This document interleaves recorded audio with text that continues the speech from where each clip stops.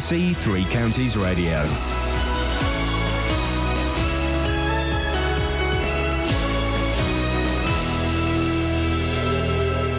It's 6 o'clock, I'm Barry Caffrey. The headlines: MK budget rejected, Beds PCC triggers referendum for higher council tax, and more say for parents of children with mental health problems.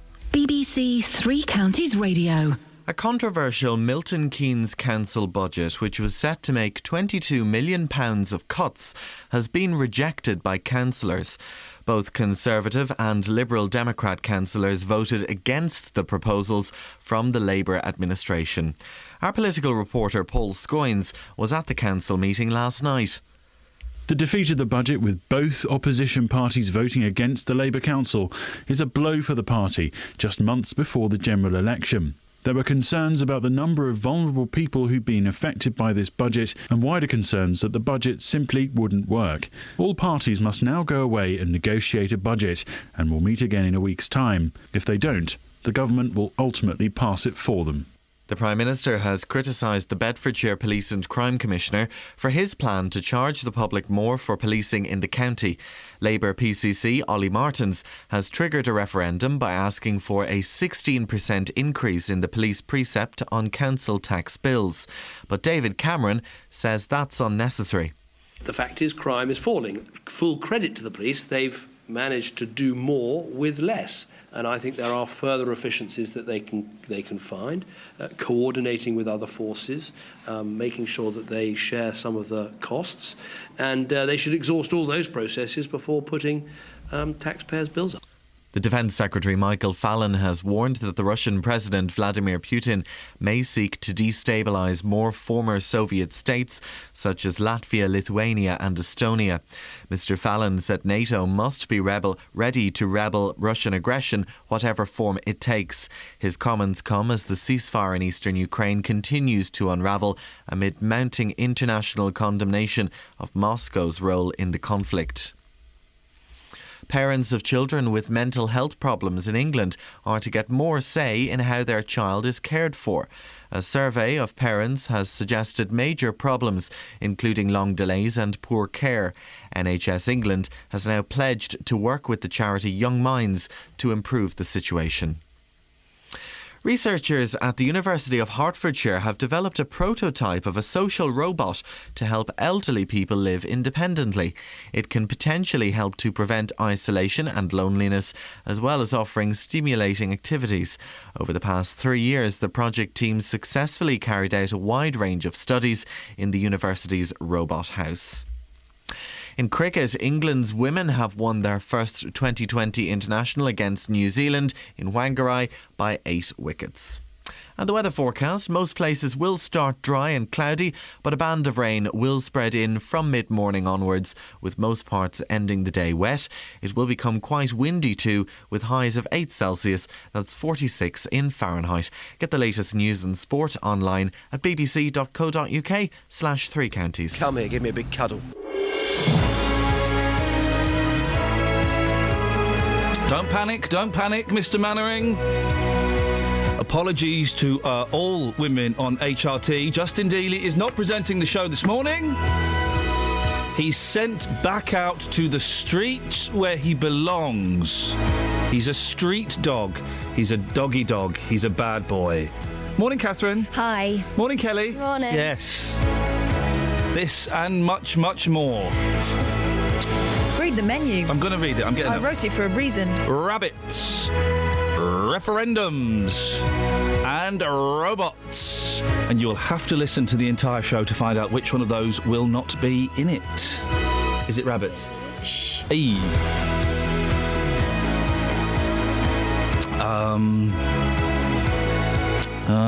Oh yeah. Across beds, hearts and bucks. This is BBC Three Counties Radio.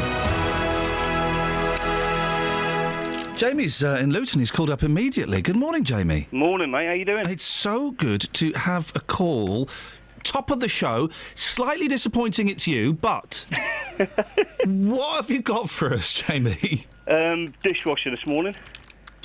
Sorry? A dishwasher for your house. Oh, flipping heck. Yeah, well remembered. OK, hang on. We are furnishing... let me get the bits of paper. Oh no, that's right. Hang on. Right, we are furnishing a house from bits found by the side of the road and in tips and all that. Jamie, where is this dishwasher? Again, Sunderland Park. Right. You might want to use this at your own peril, because the brand is ISIS.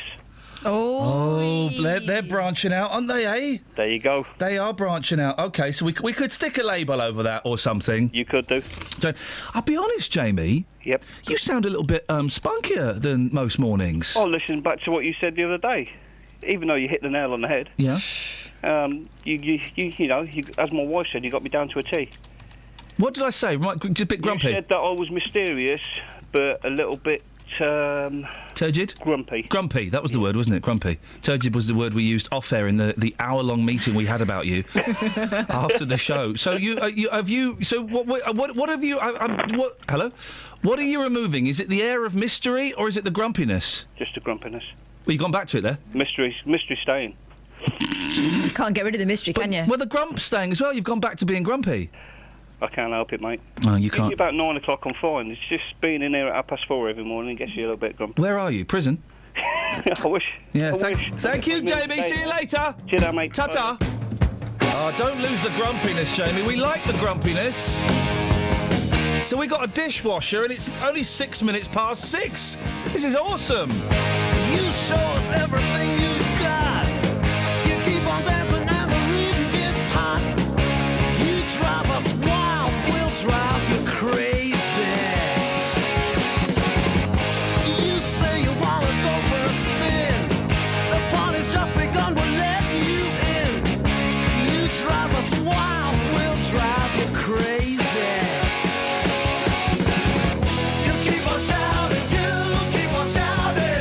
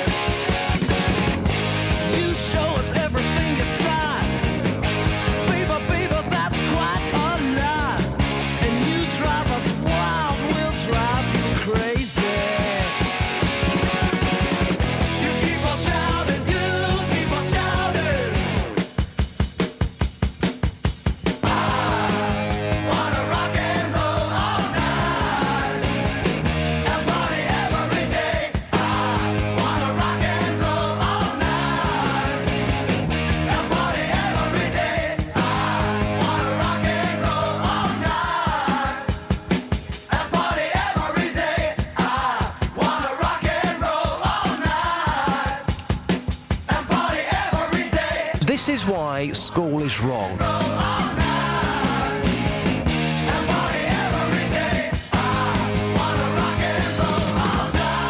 away.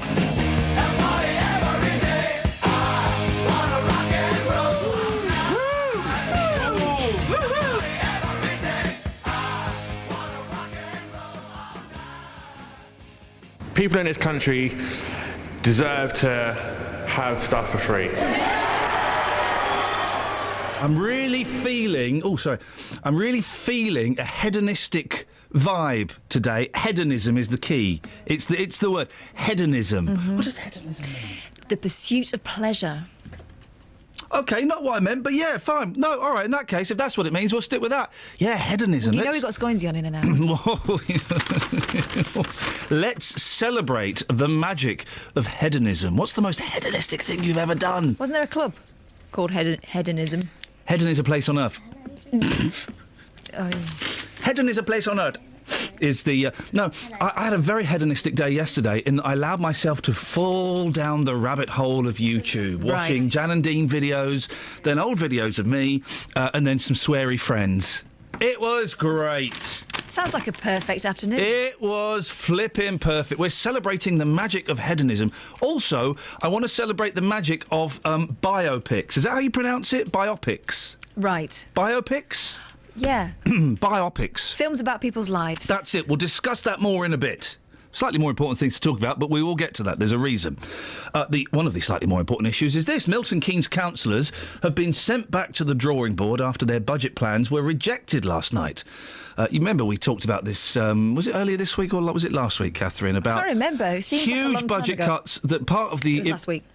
Part of the impacts would be on places like Orbit Housing Association, which has shelters in Fishermead and Bletchley, who were going to have to close down if the budget plans went through. Well, they didn't, but they're still not completely safe. Let's speak to Gary Cowlard, who works at the shelters and was at the meeting last night. Morning, Gary. Morning. So the meeting got very confusing, apparently. What happened? There was no backing. There was no backing of the Labour's thing. In fact, they got quite a bit of a trouncing, really. So Labour need to make or are planning to make savings of £22 million. They got outvoted by the Lib Dems and the Tories. Yeah.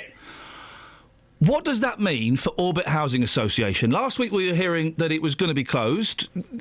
Is it just a stay of execution, or could it be something more permanent, do you think? I'd like to hope it's something more permanent, but, you know, you've got to face facts. There has to be cuts. The idea that I have was that sort of, you know, it needs to change because, you know, with the hostel now, I think I said it last week, there's no move-on process. It's stalled. And there's only 2 years for each person in the hostel. For the hostel to survive, it's going to have to evolve. Like, it needs to turn into sort of longer term. Whether the council will be able to help with social housing at the end of it is going to be another matter. But I think the resource needs to stay, obviously. And there were a few councillors that seemed to be quite passionate about it last night. Well, you say, just for a reminder of those who missed it last week, Gary, you were homeless. You ended up in Orbit and it basically turned your life around, probably saved your life, and you now work there. But you say it needs to stay. When we spoke to the Labour member last week, he said, well, he has to make a choice. It's either the elderly and the disabled or the homeless, and he made the decision to you know, cut the budget to the homeless. The elderly and the disabled were more important. The elderly and disabled are very important, obviously, but I think that there's a little bit of room for everything. As I said, the hostel as it stands, it can't, like everything, if it doesn't change, evolve, it becomes extinct, and that's very similar with what has to happen at the Orbit hostel now. You know, it's obviously it's got to become either cheaper or be run in a different way.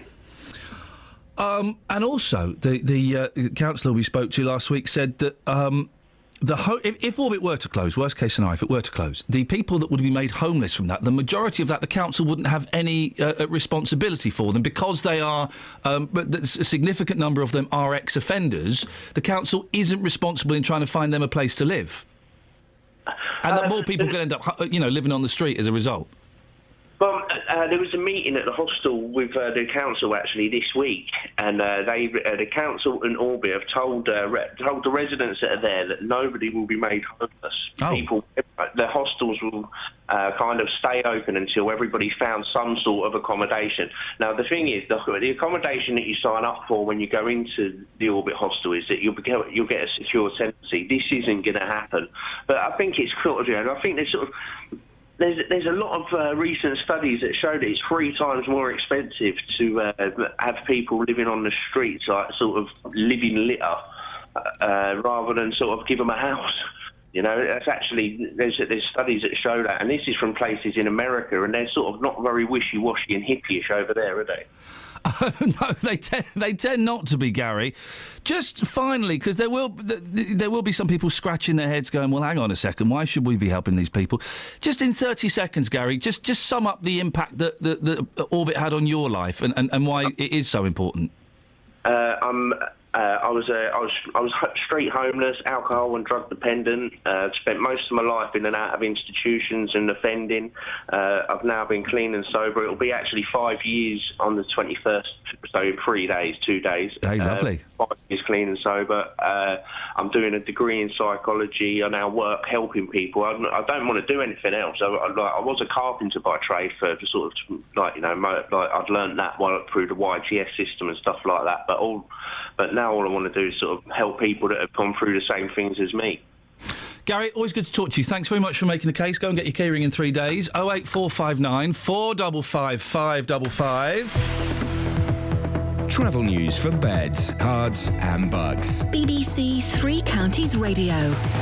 In Marston Mortain on the A421 eastbound, that's closed because of an accident between Beancroft Road and the Marshleys roundabouts. The police are there redirecting traffic. In Dunstable on Chiltern Road, that's been closed in both directions because the tree's fallen down between the High Street North and West Street. And in Aylesbury, having a look at the speed sensors, it's fine at the moment on the A413, but there's some temporary traffic lights at the junction for Watermead that could slow things down later on.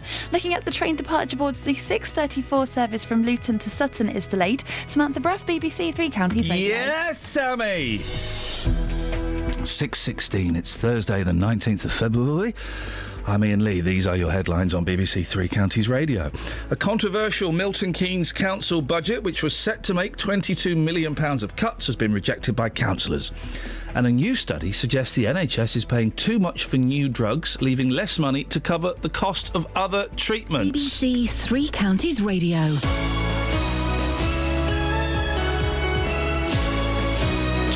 One of the great things about radio, BBC Radio as opposed to BBC Television, is we are free from that blooming 30th anniversary of EastEnders. On BBC One. I'm glad Dad's marrying. Oh, get stuffed.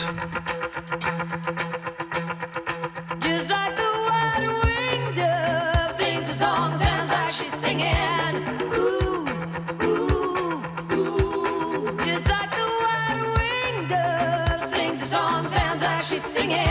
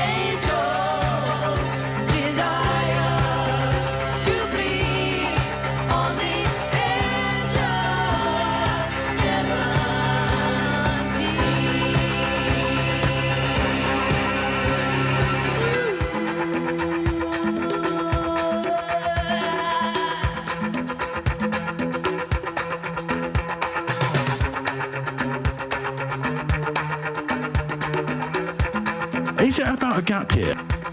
Just like the white winged dove sings a song, sounds like she's singing.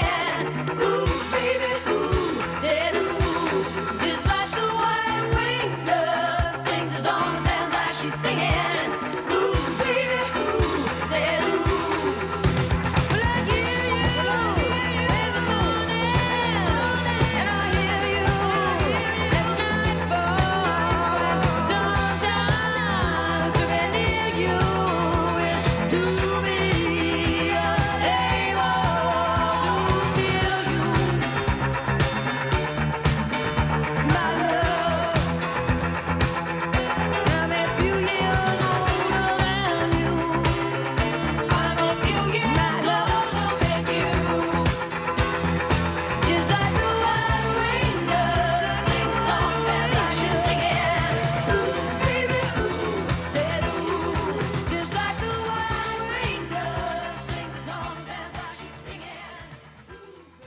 08459 455 555. Now, Bedfordshire's Police Commissioner has officially triggered a referendum for a bigger slice of the council tax after writing to local authorities. Ollie Martins wants to raise his share of the pot by almost 16%. We mentioned this the other week when Ollie came in and explained it. Well, it's happening. The whole referendum is costing £350,000. It could rise to £600,000 if he loses, which his own polling suggests is entirely possible. Well, yesterday our political reporter Paul Scoynes attended a briefing about the referendum. What happened, Paul? Well, Iain, we were given a demonstration of just how serious the force sees its position financially and also within the sort of amounts of crime that are happening in just the kind of context of how much money they need. And we had a presentation by the Chief Constable who explained where they were, and I've got a fascinating graph. You've got graphs, I can see. I've got graphs. Basically, it shows that the number of acquisitive crimes, that's basically nicking stuff, robberies, burglaries, car theft, that kind of thing. Bedfordshire Police is right at the top end. It's among some of the largest metropolitan forces in the country, ahead of some places that you would really be, quite surprised about. Merseyside, for example, is below Bedfordshire for those sorts of things. If you flip it over, though, and look at officer numbers, Bedfordshire is right down at the bottom. It is as low as it gets. Yes. And what the concern is from the Police and Crime Commissioner and, operationally from the Chief Constable is that Bedfordshire is funded like a rural force, and yet it has hugely urban problems. It's got crime areas, big pockets of crime, especially in the big towns, and they cannot go on anymore. And what this appeal for extra money from the general public is that there's going to be a funding gap of around £6 million in a few years' time, and they can't plug it. And they say that if they can't get this extra money, then they're not going to be able to do the frontline policing. And so that's why Ollie Martins is calling for this, because he basically wants extra coppers, and he wants to plug a gap that will be there. Yeah, he needs 100 extra coppers on the street. That's what this extra 15.8% on the amount of money that you pay on your council tax that goes specifically to the police force. It's called the precept. It's not 15.8% on your entire council tax bill. It's just the proportion of your money that goes to the police. Now, he's conducted several polls. A few he's done himself. The most significant one, perhaps, is the YouGov poll, which Ollie came in and criticised, where I think, was it 70% of people were against this?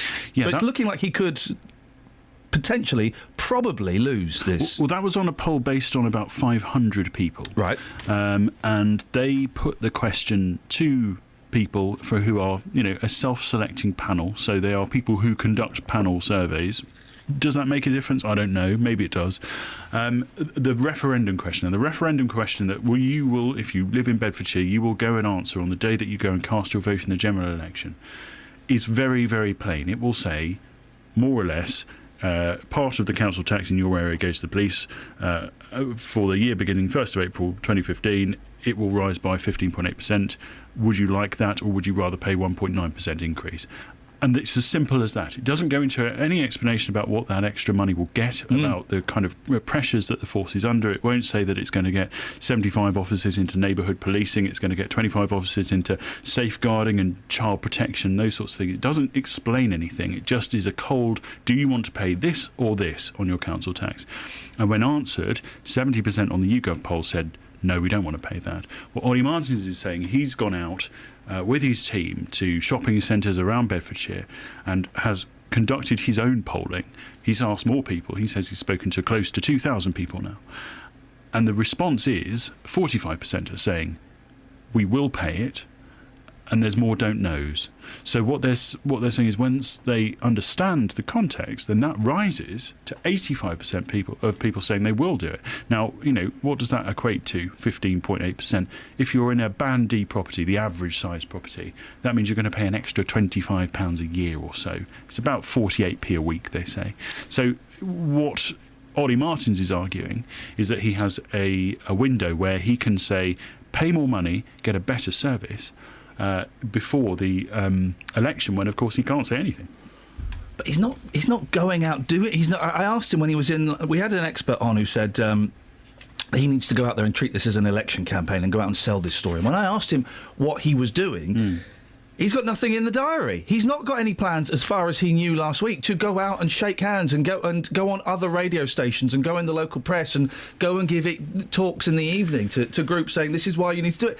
David Cameron's waded in, hasn't he? What's he said about the referendum? Well, that's right. David Cameron was on a visit to Luton yesterday to the Vauxhall factory, and he was asked by our colleagues at television whether or not they should. Or whether he agreed with the idea that this referendum's going ahead. Of course, it's the only time that this has ever been tested by any local authority. And this is his response. Well, I think what we've done is made available the funding that's necessary, and you can see that by the fact that crime here in this force has actually fallen over the last 4 years. So the police have done a good job. They've got the percentage of officers on the front line has gone up. They've got crime down. And I don't think the Police and Crime Commissioner is right to want to increase the council tax in this way. Under our rules, he'll have to have a referendum, and it's obviously for local people to decide. But I don't want to see taxes go up in the way that he's proposing. Full credit to the police. They've managed to do more with less. And I think there are further efficiencies that they can find, coordinating with other forces, making sure that they share some of the costs, and they should exhaust all those processes before putting taxpayers' bills up. Look at him with his dog dirt eyes. Look at him with his dog dirt eyes. Look at her with the rabbit's fur teeth. Look at him with his dressing gown nose. Look at her with the cul-de-sac arms. Look at him with his wheelchair heart. Look at her with the car boot bones. Look at him, look at him, look at him, look at her. Don't look at me, I don't like it. Don't look at her, she doesn't like it. Don't look at him, he doesn't like it. And don't look at her, because everyone knows she's got a washing line smile. Look at her with a washing line smile. Look at her with a washing line smile. Look at him with his dog dirt eyes. Look at her with the rabbit's fur teeth. Look at him with his dressing gown nose. Look at her with the car boot bones. Look at him with his wheelchair heart. Look at her, look at her, look at her, look at her. Don't look at me, I don't like it. Don't look at him, he doesn't like it. Don't look at her, she doesn't like it. Don't look at him, because everyone knows that he's got a sausage roll thumb. Look at him with his sausage roll thumb. Look at him with his sausage roll thumb. Look at her with the washing line smile. Look at him with his dog dirt eyes. Look at her with a dressing gown nose. Look at him with his polythene bones. Look at her with a hairdryer heart. Look at him, look at him, look at him, look at her. Don't look at me, I don't like it. Don't look at him, he doesn't like it. Don't look at her, she doesn't like it. So don't look at him, and don't look at me. We know you're spiders, there's nothing to see. We're lying on the grass, just hanging around. But we need some wine, so lend us a pound. Look at us with the red wine smiles.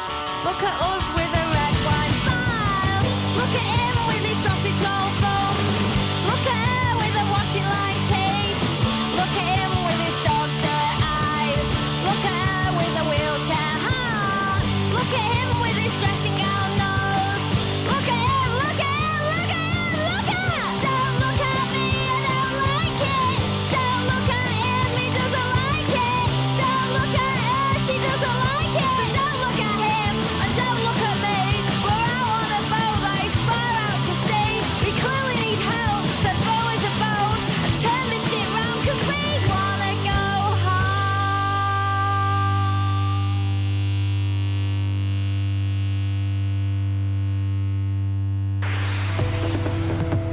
Travel news for beds, cards and bugs. BBC Three Counties Radio.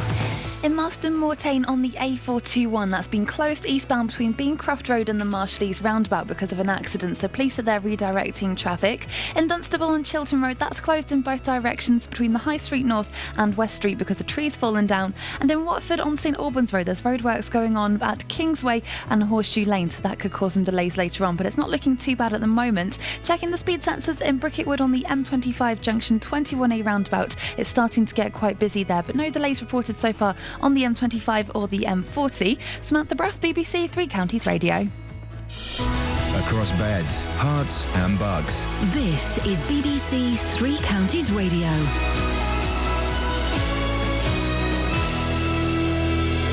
It's 6:30 with the headlines. I'm Barry Caffrey.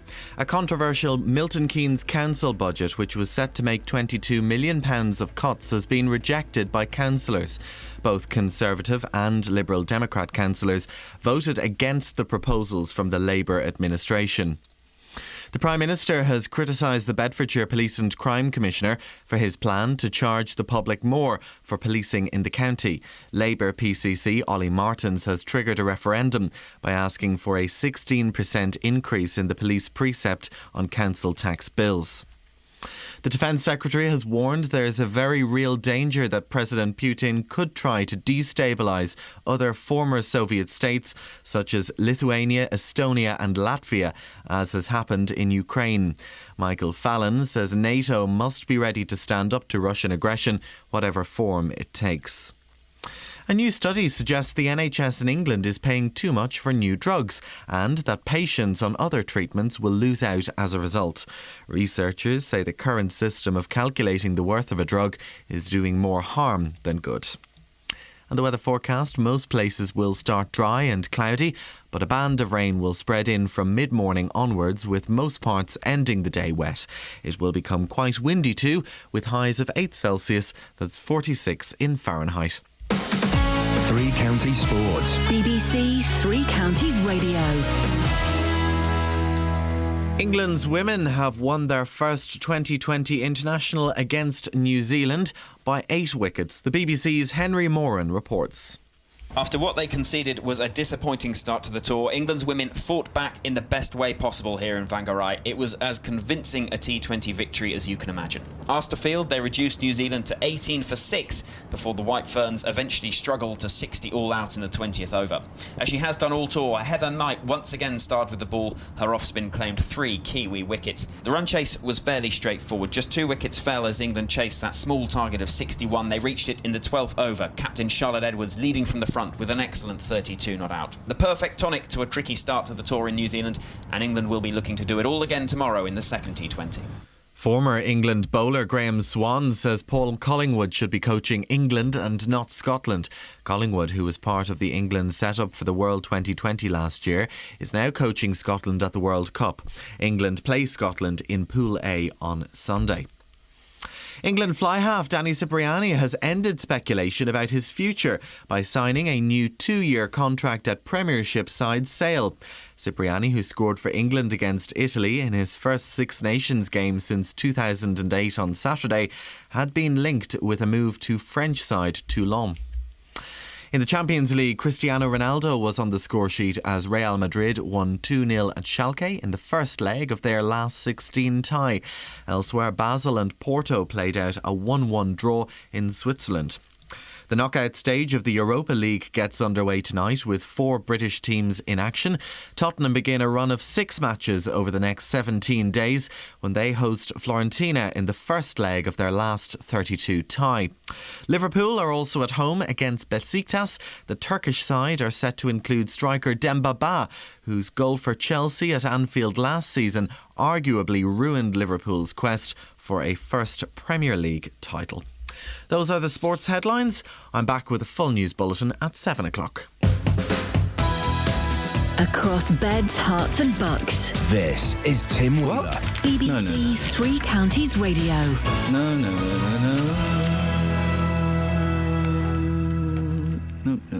No.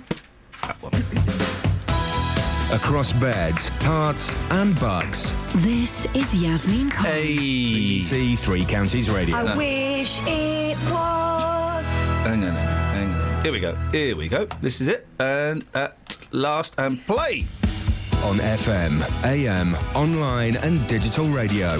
This is Edward Adu. There we go. On BBC Three Counties Radio. Edward Adu. If I was Edward Adu... I'd have a show called Much Ado About Nothing. Yeah, but then I'd have a feature called Edward's Ado's, Edward's Adon'ts. And he would tell you... You should put these in an email. This is gold. Why can't we laugh at people's names anymore? You laugh at mine? Yes. Yeah, you laugh at mine all the time. OK. Kelly? Hi. 08459 455 505. Paul, you didn't vacate the studio. Yep, I'm using my conjugal rights. Well, I don't think you know what that means. Oh, do I mean... contractual. Yes, thank you. OK. You've given Catherine the quiet microphone, which is interesting. A little bit of interesting psychology. I just took the one closest to me. OK. Well, what have you found in the papers? Stand further away. No. Massive corporate... What? Massive corporate marketing mess-up. What? Krispy Kreme, the donut chain, has apologised after its whole store branded a children's half-term club KKK, presumably the Krispy King Club, the American white supremacist group, Ku Klux Klan, obviously quite similar. And a spokeswoman for the shop said, well, identical, in fact. Not quite as delicious. Not quite, no. At all. Spokesman said that the shop has now taken down the sign from point of sale. But the thing is, right, I wasn't upset the fact that they called it the KKK. I mean, that's, people get upset about that. They're wrong to get upset about that. Did this happen in England? Yes. Well, then no one is going to associate. They're wrong to get upset by it. What annoys me is that Krispy Kreme are having a week of half-term activities, including a club for kids where they go and decorate donuts. Because that stuff, I mean, it's delicious, but you don't want your kids going and decorating those things. They will die of sugar overdose. They're already quite sweet. Yeah. What, the kids? Yeah. Gorgeous. Kels? Hi. Yeah, we go. OK. Thanks for that story, Paul. Thanks. Catherine, show him how it's done. I got one. Here we go. Detectives are hunting a chubby jet skier There who we go. goes mooning off beaches near... Hey! How will they recognise him? You know the whole racist scandal with Chelsea? Oh, The train guys. Yeah, sorry. that escalated quickly. Well, it did. Well, you know the whole... Is it bad that the only thing that I spent... I watched the clip today and I was disappointed. The only... the main thing that was bothering me about it yesterday was I was trying to work out what tune the chant was done to. Turns out there's no tune. I thought they were singing, singing a song. Like Go West, you thought it was going to be da da da. And that's the way we like it. That's... It wasn't the Addams Family, was it? No, it wasn't. There was no tune. There was no tune at all. Turns out it was just mindless racism. Just a bit of racism. Now, here's the thing. Hops and McClory. Hops and McClory. Mean anything to you guys? Hops and McClory. They sound like rabbits. They've been doing it like rabbits. A young couple, say young, she's 22, he's 30. Oh, those guys. They were having it away in a pub toilet. Classy. Classy, glassy. But then what happened? Coppers came in and pepper sprayed them. Well, after asking them to desist. Could you separate, please, guys? Detach. It's like the slightly more Asbo version of throwing a bucket of water over two dogs. Now, the thing is, right, look at the picture of them scoins. Well, I mean, look at him. He looks like someone who got rejected from Jeremy Kyle, and she looks all right. And you kind of think, what on earth is she doing with him? I'll tell you what it is. Yeah? Blue Wicked. Really? I've been banned from having that stuff. Does it make you... Makes me really sweary. So if she's already sweary, it can only lead to that. Does that come in pill form? No, Blue Wicked, it's an alco pop. Oh. I'd rather be liberated.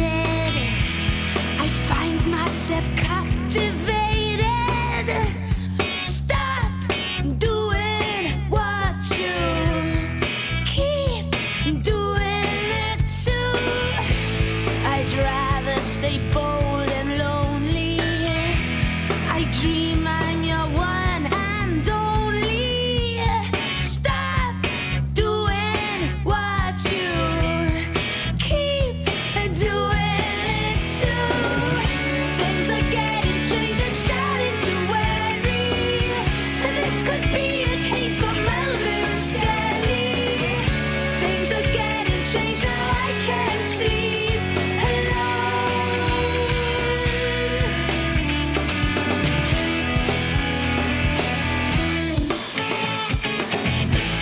I'd rather be jumping ship.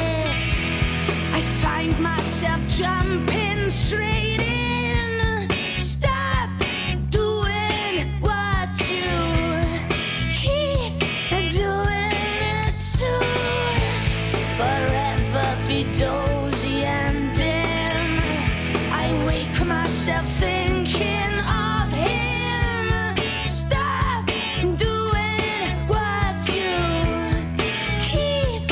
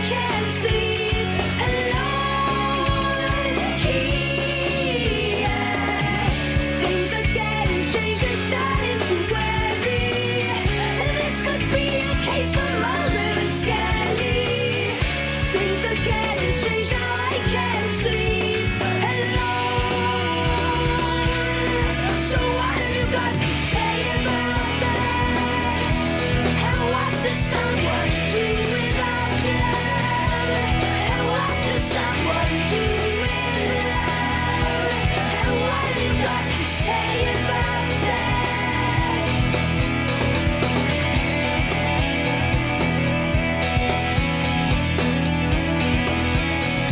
I know we're a bit late to the party because we saw this on the telly on to Tuesday, and then I was ill yesterday, but it's still in the papers today. These idiots that want to go to Mars. Yeah. What's that all about? Gosh. So there are 5 British people that have been shortlisted in the 100 that may go to Mars. They won't. And it seems that all they had to do to be shortlisted was make a wacky video on a webcam. Yeah. One of them went to Oxford, though. But what are they going to go to Mars for? To die. They're going to Mars to die. Now, some of them are quite plain, dare I say, ugly. They've got nothing to live for. But some of them are hot. And you think, well, why would you do that? You've got so much potential. They're there to encourage the others. Maybe it's some sort of biological engineering experiment to see what happens in the long term. Is this actually going to happen, or is this nonsense? It's not going to happen. Why? Won't happen. It's Endemol are behind it, aren't they? And those guys are great. Because of reality, it's not going to happen. Oh. Health and safety will probably knock it out of the sky. I mean, not literally. That would be terrible. Hopefully, of course. So it strikes me as very odd. Do you remember that I was talking to Kath about this the other day? Do you remember Space Cadets with Johnny Vaughan? Yes. Wasn't that brilliant? Oh, yes, I do. Where they tricked a load of idiots into thinking they were in a Russian training camp, when really I think they were in Hertfordshire. We think they ended it too soon, right? What they should have done. Well, they then tricked 5 people into thinking they were actually going to space. They thought they were in space for a moment, didn't they? Yeah. For about 3 days, they thought they were in space. They didn't exploit it to the further. I mean, we would have gone much farther, wouldn't we? I'd have blown up the planet Earth in front of them. That's the thing, right? But that's not where the thing ends. Or had a giant spider crawling across it. Once they think the Earth is ended, nothing to lose. Yeah. That's when the cameras start rolling. Yay! That was such a good programme. They got a lot of flack for that halfway through, and they tamed down the ending a lot. People. Yeah, they tamed the ending down a lot. Should have held their nerve. Yeah, they should have done. Channel 4 do that. They also did a programme presented by Dermot with about sleep deprivation, where people were going to stay awake. He was going to see who could stay awake the longest, and then flipping hippies got involved, and then they had to have 15 minutes sleep every hour. Oh. Well, what's the point, guys? Why won't the hippies get involved with me? Sorry? I could do with 15 minutes every hour. No, mate. No. Won't people learn that when psychologists and psychiatrists get involved... Welfare. Yeah. Ruins telly. Health and safety. It's just... TV, as I was watching some clips of the 11 o'clock show on YouTube yesterday. I fell down the rabbit hole. And, okay, some of the stuff was a little bit racist and a little bit offensive, but it was funny. It was funny. Good old-fashioned humour. But that was in the days when you could say really rude things and everyone knew it was a joke. Yes. Now you have to say hashtag joke. Hashtag Bants. Classic Bants. I saw one of those once, and I saw, I think you were interviewing the gangster. What was his name? Which one? Mad Frankie Fraser? Frankie Fraser. Yeah. He's a very charming, dapper man. You did have a look of utter fear in your eye. I cheeked Mad Frankie Fraser, and then afterwards he came up to me and said, "Do you know who I am?" I said, "Yeah, you're Mad Frankie Fraser." We stopped him in the street, and he said, "I like you. I like your show. If ever you're in trouble, give me a call." He would have helped. Well, he's dead now, so I'm in terrible trouble. Travel news for beds, cards and bugs. BBC Three Counties Radio. On the M1 southbound, there's reports of a lane being blocked between junction 13 for Bedford and 12 for Flitwick. And on the M25, looking at speed sensors anti-clockwise, it's starting to look very slow from junction 21 for the M1 to junction 19 for Watford. Also looking very slow on the M25 junction 21A roundabout on the North Orbital Road. In Marston Mortain on the A421 eastbound, it's been closed because of an accident between Beancroft Road and the Marshleys roundabouts. Police are there redirecting traffic, and they say that most traffic should be able to use the old A421 instead. And in Dunstable and Chiltern Road, that's been closed in both directions between the High Street North and West Street because the trees fallen down there in the road. Samantha Bruff, BBC Three Counties Radio. Thank you, Sammy. 6:46. It's Thursday, the 19th of February. I'm Iain Lee. These are your headlines on BBC Three Counties Radio. Milton Keynes councillors have been sent back to the drawing board after their budget plans were rejected last night. And David Cameron has criticised the Bedfordshire Police and Crime Commissioner for his plan to charge the public more for policing in the county. Coming up, we got BBC Introduce Him, we got Justin Dealey, but before that, here's the weather with Alina. Beds, hearts and bucks weather. BBC Three Counties Radio. Morning to you, Iain. Dry start this morning, but much more cloud than we've seen on recent days, and that'll be thickening and building all the while, eventually bringing some outbreaks of rain across later on this morning and then through this afternoon. Patchy at first, but becoming more persistent and locally heavy later on this afternoon. Quite a wet end to the day. Strengthening southwesterly wind as well, so although temperatures getting up to around 7 or 8 Celsius, it will feel on the cool side. The rain only slowly clearing its way eastwards through the first part of the night, and then the latter half of the night becoming mainly dry, although we can't rule out 1 or 2 showers. Temperature shouldn't drop much lower than 4 or 5 Celsius. For tomorrow, a dry start. Again, once again, quite a bit of cloud around, and then through the afternoon, we are likely to see some rain pushing its way up from the south. There is some uncertainty as to the timings and the exact northern extent of that rain band, so try and keep an eye on the forecast over the next 24 hours if you can. But it looks like tomorrow afternoon will be wet once again. Highs tomorrow, 6 or 7 Celsius. That rain then clears, and then for Saturday, it's mainly dry but cold and windy. A few sunny spells around, but also the chance of 1 or 2 showers. But then it turns very wet and windy on Sunday. And Iain, that's your forecast.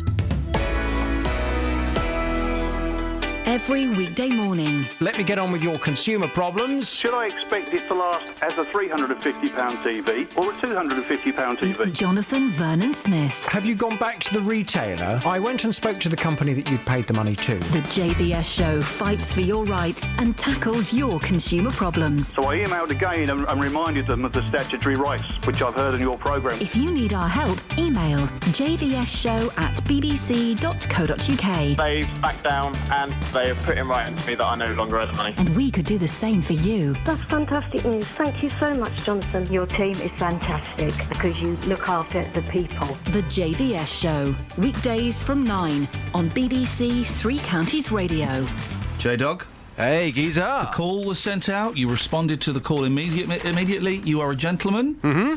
And a legend. Thank you very much. And you made a lot of postmenopausal women very, very happy yesterday. Good to hear that. Great feedback. Thank you. And the menopause, good news, can last 12 years. Excellent stuff. That's going to be great news. Boss. And of course, HRT gives you cancer. So, bad news. That's not looking. It doesn't. But it might. It might do. You're in a higher chance for everybody. Deep here, guys. Very deep. Well, Justin, you know what I discovered yesterday? I thought, you know what, the show's too flippant. The show's too frivolous. It's too flippant. It's too light. We need facts, not fictions, and less laughs. We've got too many laughs in the show, so I'm banning laughs. Okay, all right. But before we do that, Kelly Betts. Hello. BBC introducing. Listen, I know what it is. Catherine knows what it is. I do, yeah. Justin doesn't know what it is, so can you sell it to Justin's? So Justin's, basically, Introducing is a show dedicated to the unsigned and upcoming music from the Three Counties, Justin's. Right. And if you upload your music to bbc.co.uk/introducing, if it's good, your options are endless. You could get played, Justin's, on Radio 1, Radio 2, 6 Music, Asian Network, 1 Extra. In fact, last year, Justin's, all the bands that I put forward for festivals all got selected, which meant some of our acts got played on Glastonbury. So that's if it's good. If it's bad, we play it? If it's bad, then nothing happens. Thank you. I was going to say, because my new tune, What's Your Flavour, brackets the remix, is due out next month. It's funny that you say that, because I'm actually just downloading that song now. My remix of that tune. So if I upload that, you're telling me that might get played on this programme? Possibly, That's great news. Yeah. Thank you. We have a little snatch of it now, Just? Yeah. What's your flavour? Tell me what's your flavour. Ooh. Excellent stuff. Who have we got today, Kelly Betts? Today we have Ollie Simpson. He's from St Albans. He's a singer-songwriter, and when you hear him, you think, who's this old 80-year-old man on my radio? Yeah. He's 22. And he's done a song about a TV show he used to present, isn't he? He's done a song called Rise. He's very Carly. In fact, I look forward to listening to it.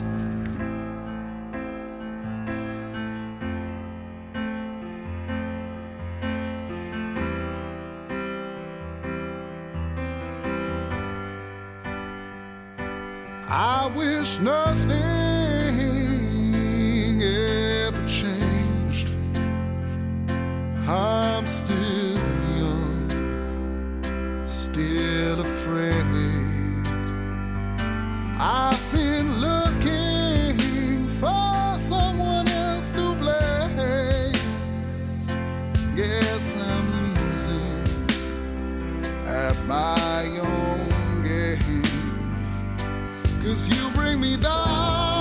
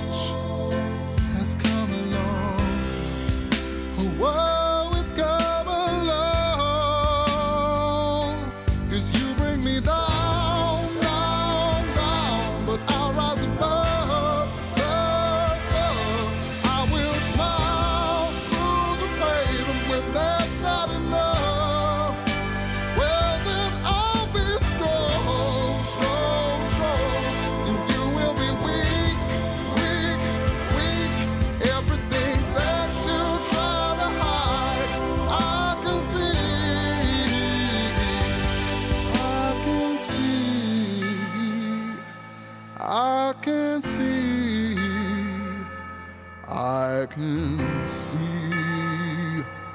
Whoa, I can see. Whoa, There's no way, Justin, that's a kid. No, he sounds like somebody else. Who's that other guy? Kelly will know this. The guy from Hertfordshire who's got Ezra. that deep George voice. Ezra. George Ezra. He sounds like George Ezra. He's not a kid, 22. He's 22. Is he? Blimey. Wow, very deep.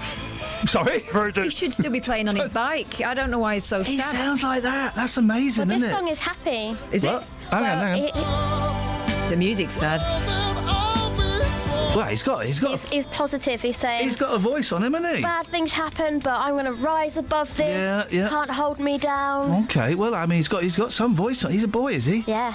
What's he going to sound like when he's a man? Is his voice doing a Benjamin Button? Is it?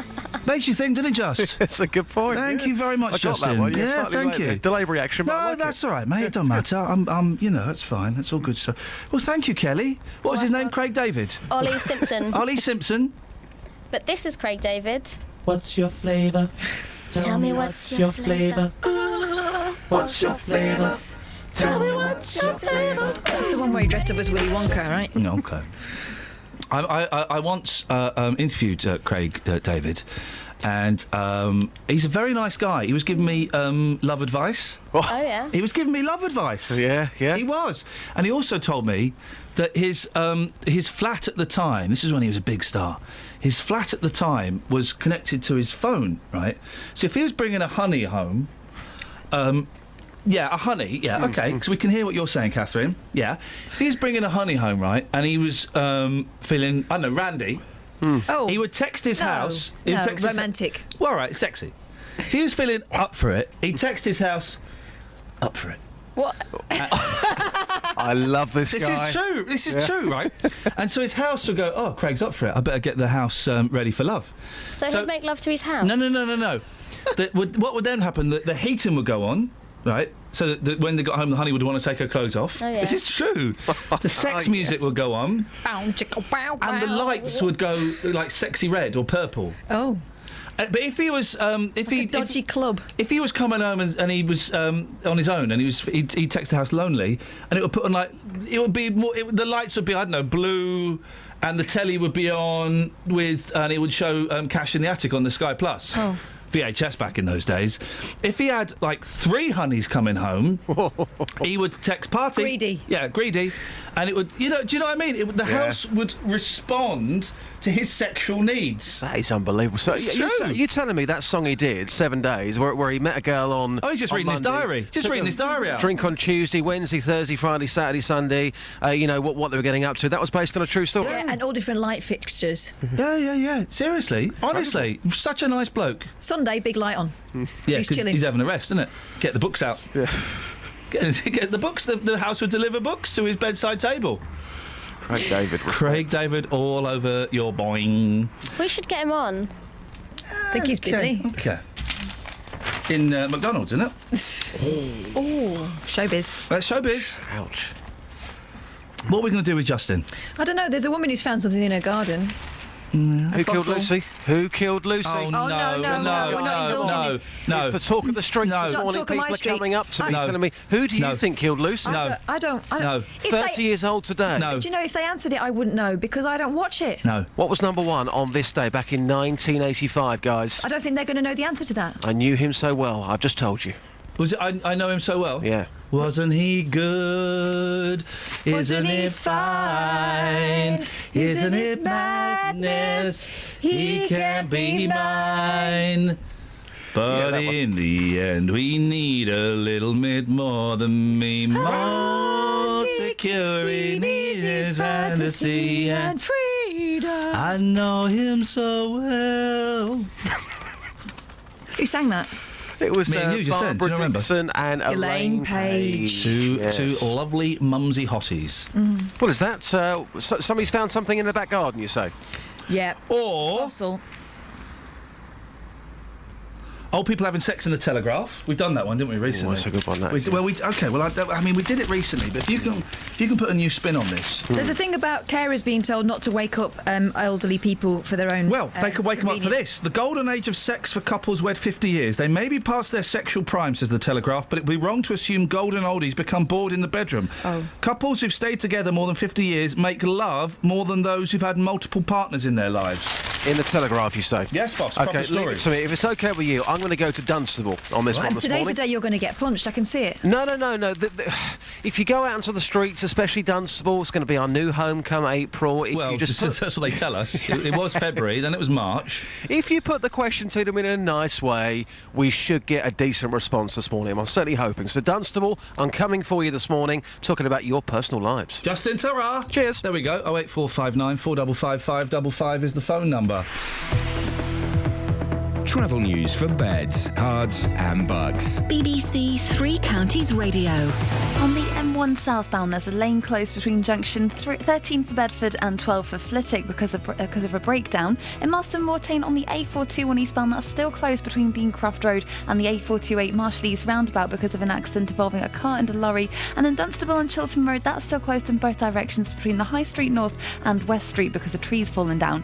Having a look at the speed sensors on the A404 in High Wycombe. That's got the roadworks at Marlow Road, but it's not causing any queues at the moment, but it could get busy later on. Samantha Bruff, BBC Three Counties Radio. Scoins is suggesting that Craig David would have texted day 5 to his house. What was he doing on day 5? Having it away or resting? There on a Monday? Thursday, Friday, Saturday. Chilled on Sunday. So Thursday... Monday? Friday was day 5, right? Right, can someone give us a call, please, and just tell us Craig David's weekly schedule, because I don't remember it that... He met the girl on Monday, right? Well, where would you meet a girl on Monday? Nowhere's open. Right, we'll talk about this after the news.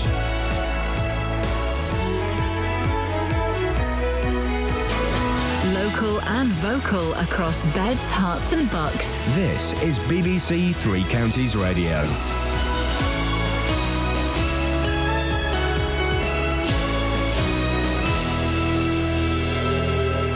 It's 7 o'clock, I'm Barry Caffrey. The headlines: MK budget rejected, Beds PCC triggers referendum for higher council tax, and more say for parents of children with mental health problems. BBC Three Counties Radio. A controversial Milton Keynes council budget, which was set to make £22 million of cuts, has been rejected by councillors. Both Conservative and Liberal Democrat councillors voted against the proposals from the Labour administration. Peter Marland is the council leader. Of course you're disappointed, because what happens is you go through a whole period of consultation, you build a budget and you do what you think is best. And obviously in an overall control council tonight we've been told that's what other people don't think is best. And what we need to do, and what I said tonight, was people will understand that there are political differences. What they don't understand was there was no alternative presented. The Prime Minister has criticised the Bedfordshire Police and Crime Commissioner for his plan to charge the public more for policing in the county. Labour PCC Ollie Martins has triggered a referendum by asking for a 16% increase in the police precept on council tax bills. But David Cameron says that's unnecessary. The fact is, crime is falling. Full credit to the police, they've managed to do more with less. And I think there are further efficiencies that they can find, coordinating with other forces, making sure that they share some of the costs, and they should exhaust all those processes before putting taxpayers' bills up. The Defence Secretary, Michael Fallon, has warned that the Russian President Vladimir Putin may seek to destabilise more former Soviet states such as Lithuania, Latvia and Estonia. Mr Fallon said NATO must be ready to repel Russian aggression, whatever form it takes. A new study suggests the NHS in England is paying too much for new drugs and that patients and other treatments will lose out as a result. Researchers say the current system of calculating the worth of a drug is doing more harm than good. Parents of children with mental health problems in England are to get more say in how their child is cared for. A survey of parents has suggested major problems, including long delays and poor care. NHS England has now pledged to work with the charity Young Minds to improve the situation. Bedfordshire Police has closed down a suspected brothel in Luton. A 41-year-old man and a 30-year-old woman were arrested on suspicion of managing a brothel in Cowper Street and have been bailed to return to Luton Police Station on the 30th of March. And researchers at the University of Hertfordshire have developed a prototype of a social robot to help elderly people live independently. It can potentially help to prevent isolation and loneliness, as well as offering stimulating activities. Over the past 3 years, the project team successfully carried out a wide range of studies in the university's robot house.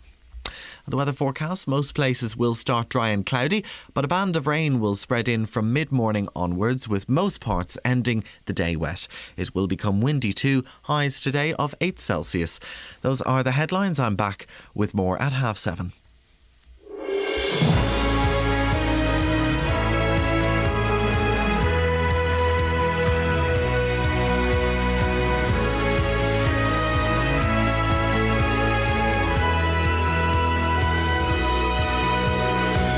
Isn't it? Morning team, Iain Lee, BBC Three Counties Radio. What exactly did Craig David get up to in his week of love? Let's find out. Across beds, hearts and bucks. This is BBC Three Counties Radio. Iain knows the answer. Morning, Iain. Hello, Iain. How you doing? I'm all right, thank you. Craig David used to be the big I Am. He had a very busy week.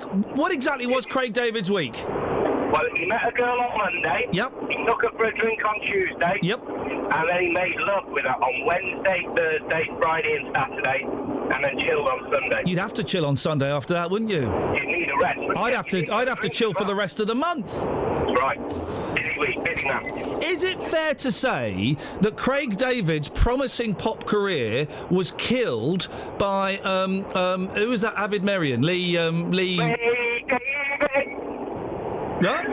That's an awful impression, but yeah. Bo Selector. And Kez, the Kestrel on his shoulder. Well, no, did that... Obviously his pop career would have ended at some point anyway, but did that sped things up, didn't it?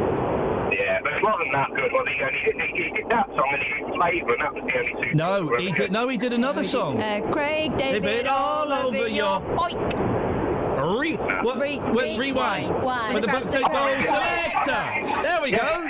Iain, I'm going to let you go because the line's not great. That was him with the Artful Dodger. That was the first one, wasn't it? When the crowd say Bowl Selector. I tell you what I was watching. I've been watching Frank's fantastic show, Shed Show, right? It's a TV series he had in the late 90s. And Frank Sidebottom. Frank Sidebottom. It's brilliant, right? It's a mess and it's brilliant because it's a mess.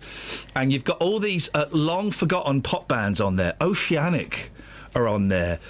Is there a band called London Knights? Not the London Boys. They sang London Nights. They're called London Knights or something, and they're awful. But this bald fella comes on with like a tiny little unicorn horn on his head, right? And he comes in and sits in. Right? What, stuck on, or one of those ones underneath his skin? No, a little hair unicorn thing, right? And he comes on and he gets a big round of applause. I'm thinking, who the hell is this? It's Adamski. It was Adamski.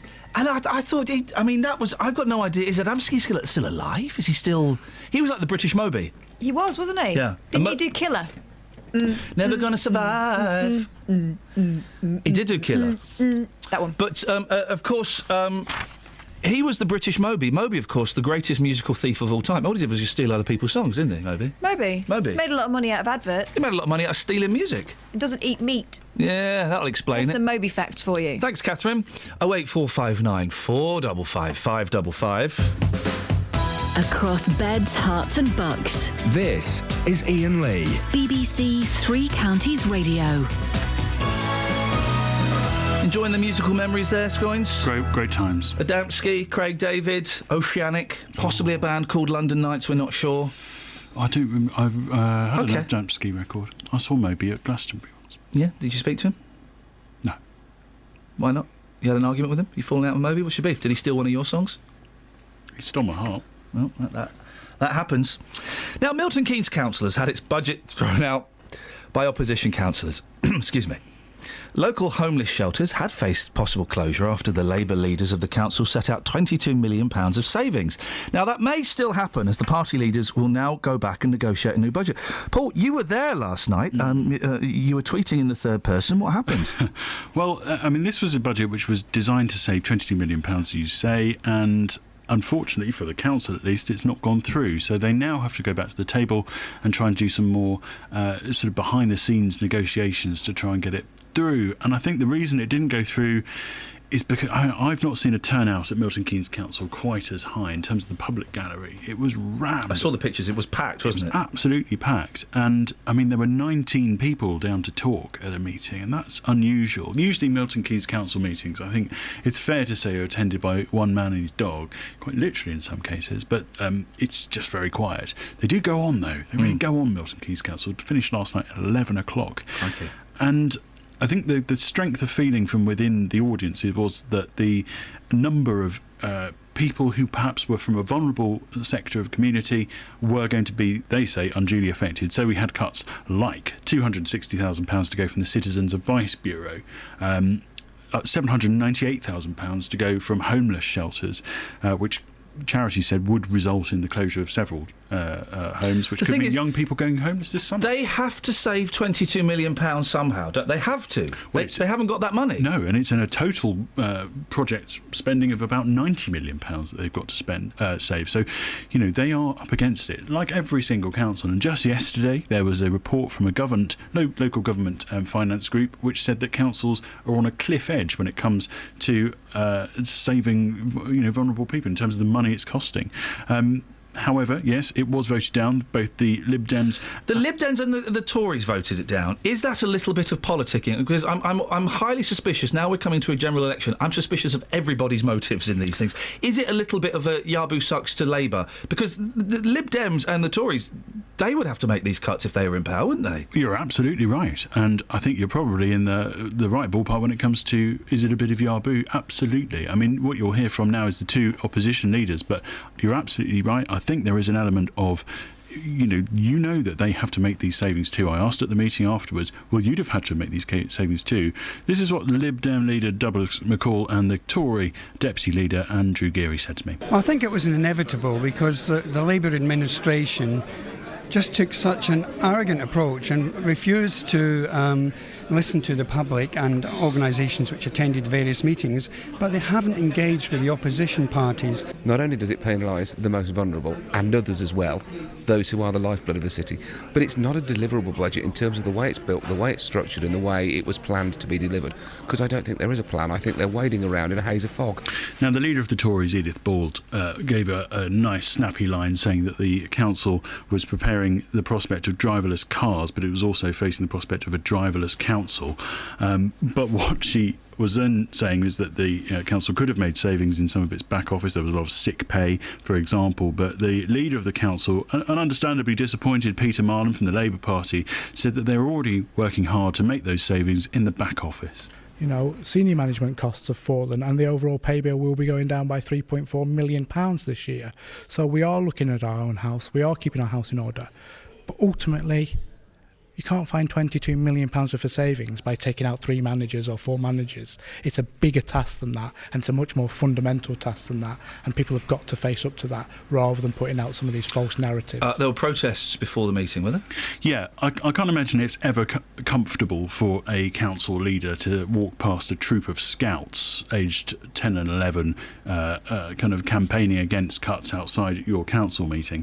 But that's what they had to do yesterday. There were also people from... Scouts, you say? Scouts. Okay. People from outside the sort of anti-cuts groups, and people from the homeless shelters. We heard earlier on from a man who had been helped in one of the city's homeless shelters. Let's speak to Hugh Wright now, who lives at one of the places in Bletchley that could be under threat. The Orbit Housing Association's got places in Fishermead and Bletchley. Morning, Hugh. Good morning, Ian. What's your reaction to the decision last night?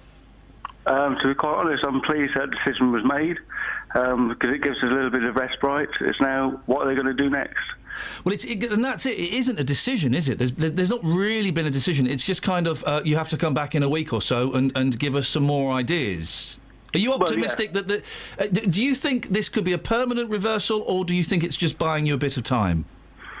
At the moment, I think it's probably just going to be buying us a bit of time, although I'd like to hope that it'll be more of a permanent reversal. Ahead of last night's meeting, the council met up with residents at the shelter. I'm assuming you were there. What was said? Basically, in my opinion, when we turned up for the meeting, the council seemed very unprepared for the sort of questions we were asking. One of the questions was, well, if you're going to make the cuts, what provisions are you going to put in place to help us? We didn't even get a response. All we got told is, oh, well, we're talking with Orbit. And that was it. When we spoke to a member of the council last week, they said that unless the residents had problems with health or drug issues, they weren't responsible for finding them somewhere to live. Yes, yeah, but basically they were still echoing that. They were basically saying that everything's going to be done on an individual basis if you fit the criteria. For the council. They talked about that some people in the hostels or have come from prison backgrounds, and it's up to the probation service to help them find residencies. If that's the case, that it's not the council's responsibility, then surely it's right that they shouldn't pay for it. To an extent, yes, but it's also to do with the social welfare. So if people are coming out of prison, probation normally find them somewhere to go, such as places like Orbit and the YMCA.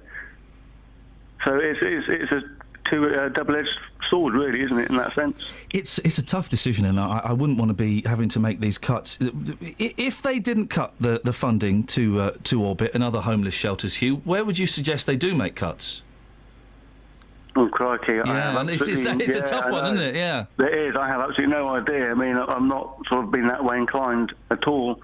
I understand they have to make cuts. I just rather it just wasn't to do with the homeless situation of vulnerable people in Milton Keynes. What's the mood like in there at the moment, Hugh? Very, very subdued yesterday. I don't know if people are listening at the moment, but no one actually knows, apart from people that might be listening, what's actually happened. So hopefully the mood will pick up a little bit and, we can actually maybe put ideas forward ourselves to what we think could be a good solution if they have to make these cuts. Hugh, it's good to talk to you. I guess we'll speak again soon, and let us know what happens, won't you? Yeah, absolutely no problems. Thank you very much indeed. When do they have to come up with a new alternative plan, the council? Well, I've been told by the leader that he is going to meet the other leaders on Friday. They've got to come back again on Wednesday and hopefully put something together. If, of course, they can't, then the government will step in and do it for them. Well, so what does that mean? The government step in? What, they come in and David Cameron sorts it out? Eric Pickles. He comes in and sorts it out, will come in and sort it out. And what he says will go? He'll probably set a budget for them, and it will either freeze it or, the most they could do is to put it up by the by the maximum amount you can raise at the moment, which is about 1.9%. But what's worth knowing is that, all councils are facing similar problems. They are all having to do more with a lot less. The government grant has gone down, and councils have, as Hugh suggested there, picked up the pieces from various other areas in the past. And it's now clear, we're being told this by councils of all persuasions, not just, Labour or Lib Dem councils. Some Conservatives are saying the same. We can only do what we legally have to do. So they're at a situation now, it's been talked about for years, but we're approaching that zone with the local government association talk about, we're at the cliff. We've reached the point where, the stuff that we're having to do legally is costing us so much money, we can't do anything else. My sixth form politics, which are not very well formed out, it just strikes me as odd that we're talking about 36 people getting kicked out of a homeless shelter the day after nothing's happening to people at HSBC. It just seems that priorities perhaps are not as clear as they should be. Travel news for beds, cards and bugs. BBC Three Counties Radio. On the M1 towards London, it's looking very slow from junction 9 for Redbourne, but it's cleared up now on the M1 southbound between junction 13 for Bedford and 12 for Flitwick. That's all starting to move again now after the breakdown closed a lane earlier. On the M25 anti-clockwise, that's looking quite slow between junction 20 for Kings Langley and 16 for the M40. Then Marston Mortain on the A421 eastbound, that's now reopened after the accident between Beancraft Road and the Marshleys roundabout. Also in Dunstable and Chiltern Road, the road was closed between the High Street North and West Street because a tree had fallen down, but that's now been removed and it's all up and running again. On the train departure board, so the 716 service from Bedford to Sevenoaks calling through Luton at 7:40 is delayed. Samantha Bruff, BBC Three Counties Radio. Thank you, Samantha. 7:17. It's Thursday, the 19th of February. I'm Iain Lee. These are your headlines on BBC Three Counties Radio. A controversial Milton Keynes council budget, which was set to make £22 million of cuts, has been rejected by councillors. And a new study suggests the NHS is paying too much for new drugs, leaving less money to cover the cost of other treatments. BBC Three Counties Radio.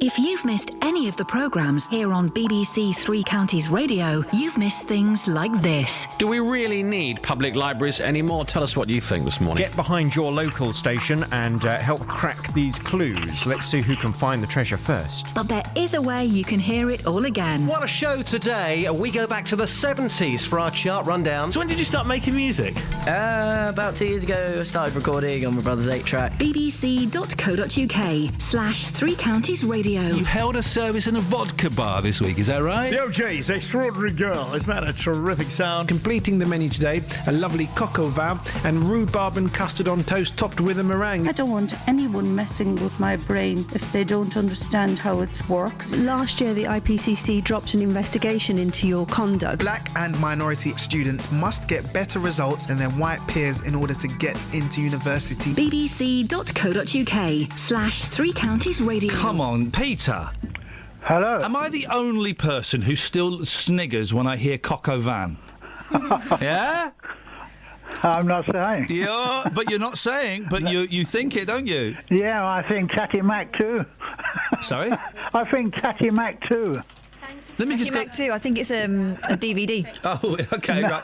Peter, what would you like to have a whinge about today, my friend? I was just going to ask you if you could ask the question. Yep. On Milton Keynes. On Milton Keynes. They're in dire situation with regard to homeless and that sort of thing, and people in desperate plight. How many families have they accepted from London? Because places like Luton and other places like that, which are in dire straits on housing, have been accepting families from London. Yeah. And that just makes the situation much, much worse.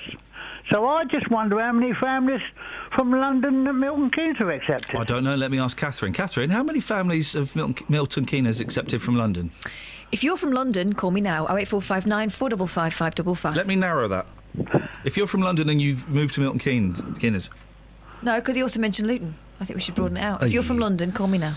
And you're living in Milton Keynes and Luton, call me now. Shall we wait, Peter? Well, that sounds fair enough, Ian, and I hope you get a reply on it. But if we don't get a reply... They might not be on the phone. Well, that might mean... No, I certainly know you would get a reply, should get a reply from Luton. I know that for a fact. Peter, say hello to line 3. Hello, line 3. Hello, Peter. And who's speaking, please? It's Paul. Oh, hello, Paul. Hello, Paul. Don't mind doing this on a phone. I'm literally he's having a coffee break, probably. Well, I am, yeah. Beg one? Pardon? Ian's probably having a coffee break. Yeah, I would have thought. Probably, yeah. You had a question, Peter. Have I got a question? Yeah, no, you had a question. Yes, indeed. What was that question? That question was, I asked how many families from London, homeless families, have been moved out to Milton Keynes in recent times, because there's so many families been moved out so far, Luton and other places, that if you've got a dire situation with housing people, you only make the situation worse in those areas too. Well, of course, one of the big problems has been that they've moved a lot of families from Luton over to Milton Keynes as families have come up from London to Milton. And that has happened in Milton Keynes too. I can't give you a specific number. I think those figures are available, but off the top of my head, I don't know. But I know there's a number. I know that's happened. I know. Well, that just makes a dire situation worse. What you're not doing is solving the situation. What you're turning... Et je me retiens. Je t'aime, oui, je t'aime. And that's how we're dealing with the tough issues, by thumbing our nose at them. So if you are from London we're and you still live doing in that. either Luton, Milton Keynes or anywhere else, 08459 4555 double cinq. On FM, AM, online and digital radio. This is Iain Lee. On BBC Three Counties Radio. Bedfordshire's police commissioner has officially triggered a referendum for a bigger slice of the council tax after writing to local authorities. Ollie Martins wants to raise his share of the pot by almost 16%. The whole referendum is costing £350,000 and it could rise to £600,000 if he loses, which at one of the polls he has, what's the word? Not endorsed, commissioned, thank you, suggests is entirely possible. We can speak now to Andy Sylvester, the campaign director at the Taxpayers Alliance. Morning, Andy. Good morning. Good use of taxpayers' money or bad use? It's a hard one to call, to be honest with you. You can't put a price on democracy, of course you can't. But I do think we have to find ways to make these sort of referenda cheaper. Now, it's good that it's being held on May the 7th, so at the same time as general elections, so we don't have to, open up, close schools again on a separate day. But we have to think of more innovative ways to do this, like e-voting and various things like that. To try and Why is everyone so reluctant to endorse e-voting? That seems obvious to me. It's 2015. I mean, there are concerns about fraud, and I think there's probably there has been legitimate case past where maybe we can make arguments about that, but I think security has improved to the point now where we can look at that as a serious option. Going back to the wider picture, of course, about the use of taxpayers' money, he's hoping for more of it, which we certainly don't approve of. I think if the police force wants more money, it needs to talk to local authorities and work out ways to maximise the amount that goes into frontline policing from existing budgets, rather than at a time when people still aren't feeling necessarily the effects of the economic recovery that the Chancellor is so keen to tell us about, rather than putting the price on the backs of hard-working taxpayers. Well, Ollie Martins, the PCC, would possibly argue that they've made all the cuts they can make. In fact, he has argued this. They've made all the cuts they can make and still keeping public safety at a certain level. They have to make more cuts, and once you go beyond those cuts, then public safety could be brought into question. That's why he needs more money, he would say. Well, exactly. He would say that. I've got no doubt. We hear that from a lot of councils across the country. But let's look at the facts here. Every year we've heard, whenever there's a new settlement from central government around funding, we've heard apocalyptic warnings from local government and from police forces that everything we know is about to fall apart. And yet, being forced to make the savings, they've found the savings. They've thought innovatively about ways where they can, for instance, merge back office functions neighbouring forces. We've heard ways that they've endorsed outsourcing when it comes to things like prison or between different prisons and police stations, areas that we can make savings in that previously were sacred cows. It just was the way you were doing things. But there has to be a threshold, doesn't there, Andy? There has to be a point where you can't make any more cuts without bringing safety into question.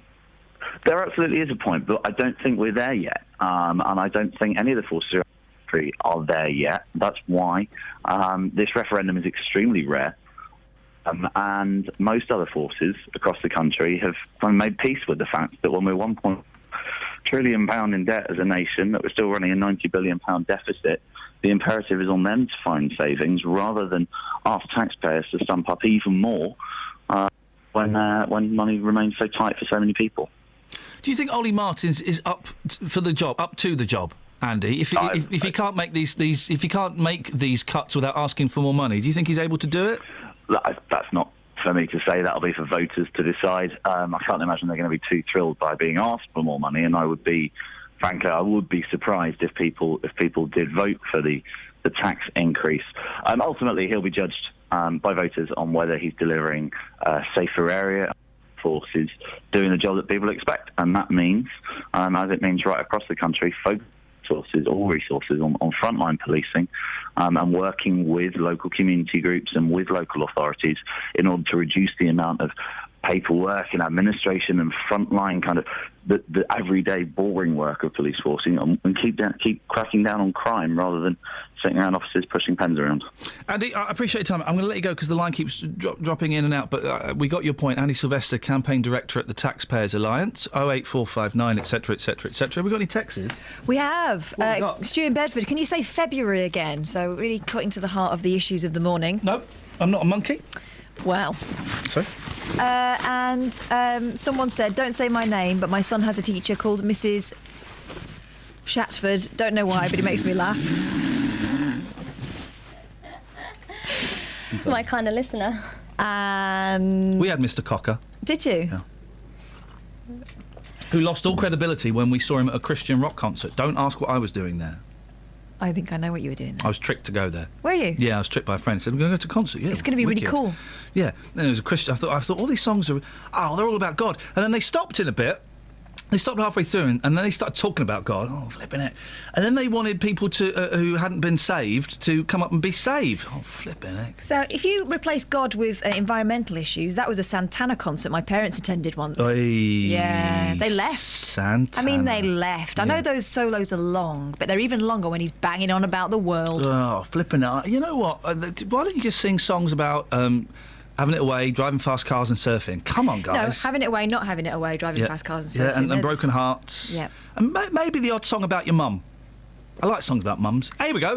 Let's get the top 10 list of songs about mums. Okay. 08459 455 555. At number 10. La La La Mamba. Is that about... She's not playing. If that's the attitude, she's not playing. Tell her. You're not playing. Oh. Mother...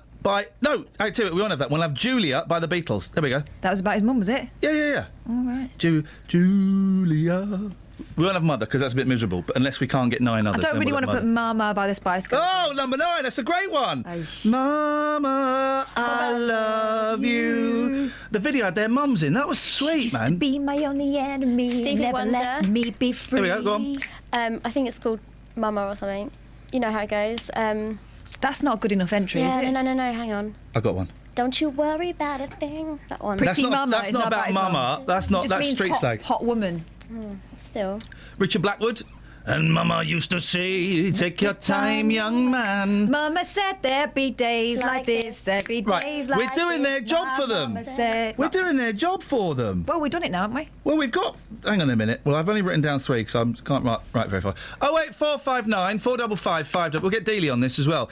The top 10 songs about mums. Travel news for beds, cards and bugs. BBC Three Counties Radio. On the M1 towards London, looking at the cameras around Junction 9 for Redbourne, it's starting to look very busy there, and it's also building up on the A5 southbound from Lynch Hill towards the M1 Junction 9 for Redbourne.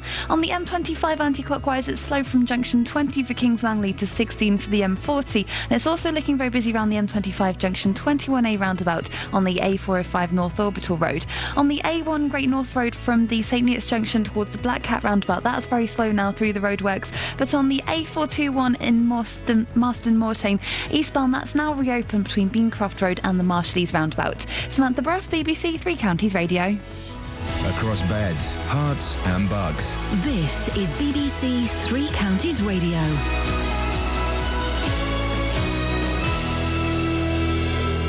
It's 7:30 with the headlines. I'm Barry Caffrey. A controversial Milton Keynes Council budget, which was set to make £22 million worth of cuts, has been rejected by councillors. Both Conservative and Liberal Democrat councillors voted against the proposals from the Labour administration. The Prime Minister has criticised the Bedfordshire Police and Crime Commissioner for his plan to charge the public more for policing in the county.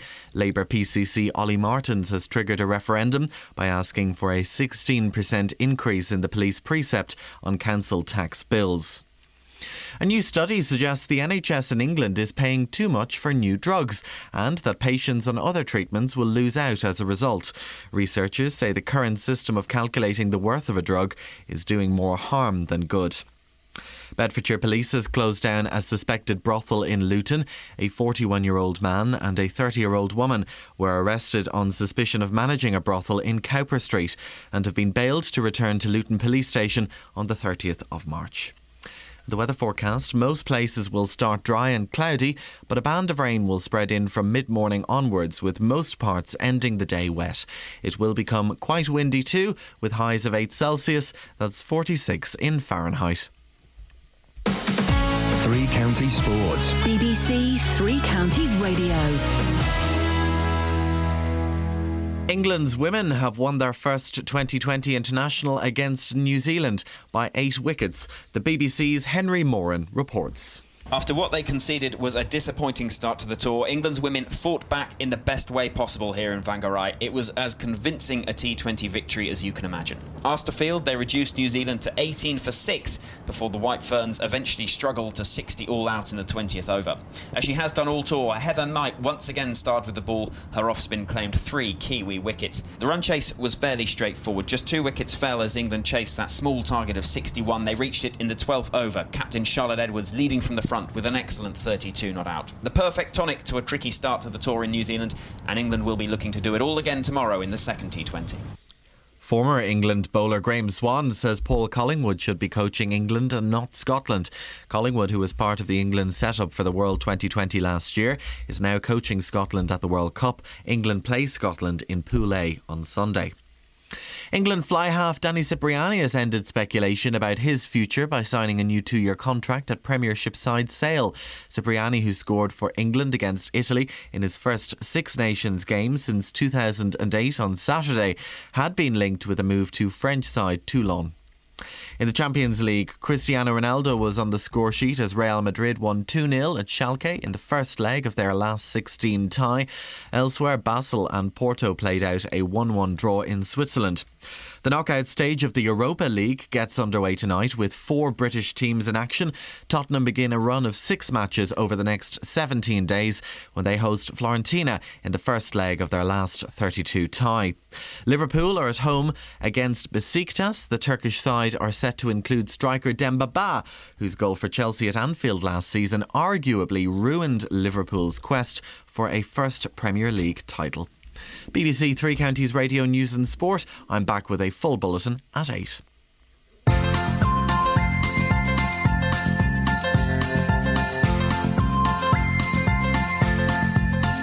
There's a voice that keeps on calling me. Down the road, it's where I'll always be. Every stop I make a new friend. Can't stay for long, just turn around and I'm gone again.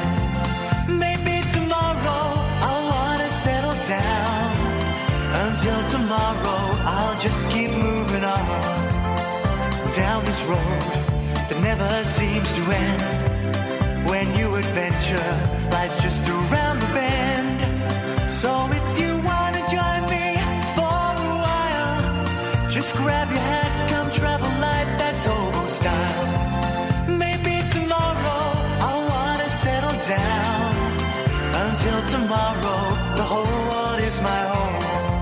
So if you want to join me for a while, just grab your hat, come travel light, that's hobo style. Maybe tomorrow I'll want to settle down. Until tomorrow, I'll just keep moving on.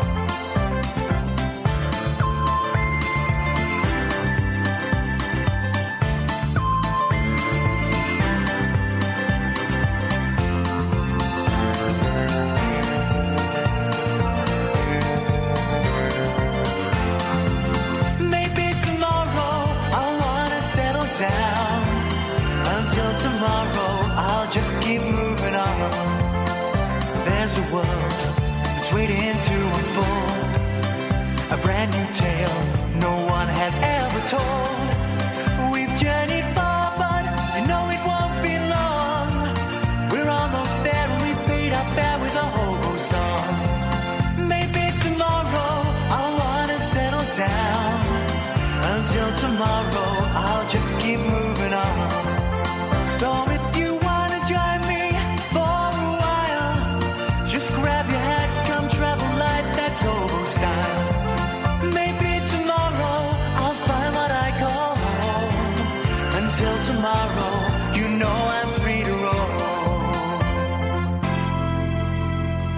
So, we're... Well, getting a bit of a coffee headache. Well, stop drinking. Sorry, it mate. No, I need more. I need to ride it out. Wow, this really is rock and roll. What are we talking about? Craig David, whether the dating schedule that he set is workable. Yep. David says, and not Craig David, but David on the Twitter, far too busy for my liking and way too overconfident. He also forgot to mention he took his nan out on Sunday. Yeah, you see. We're doing mum songs. We're also, I don't remember why we were mentioning funny names, but there's by coincidence, there's a list of funny names in the Daily Mirror. Is We're there? so ahead of ourselves. Aren't we?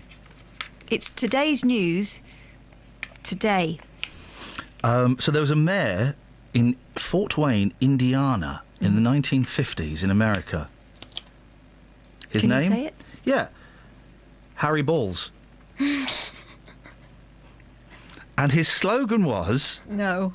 His slogan was, I'm proud of my Harry Balls. No, it's... That was his slogan! Stop it! That's amazing.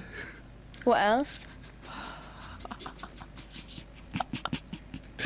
I've peaked too early. That's the best one. What else have we got here? Kim, you suck. Well, I told you about Lick Men that I used to know. She used to get some very rude messages on her pinboard. She was a girl? Yeah. Very tiny Chinese girl, very delicate flower. She was beautiful and quiet and so timid. And the sort of messages, honestly, they would make your hair curl. There's Hitler Mussolini. Double-barrelled, or is that first and second That's name? first and second. Fair He was parents. the state head of the police in Brazil. Oh. Batman being Superman. That's just ridiculous. That's just, yeah. Windsor Castle. Flipping it. Come on.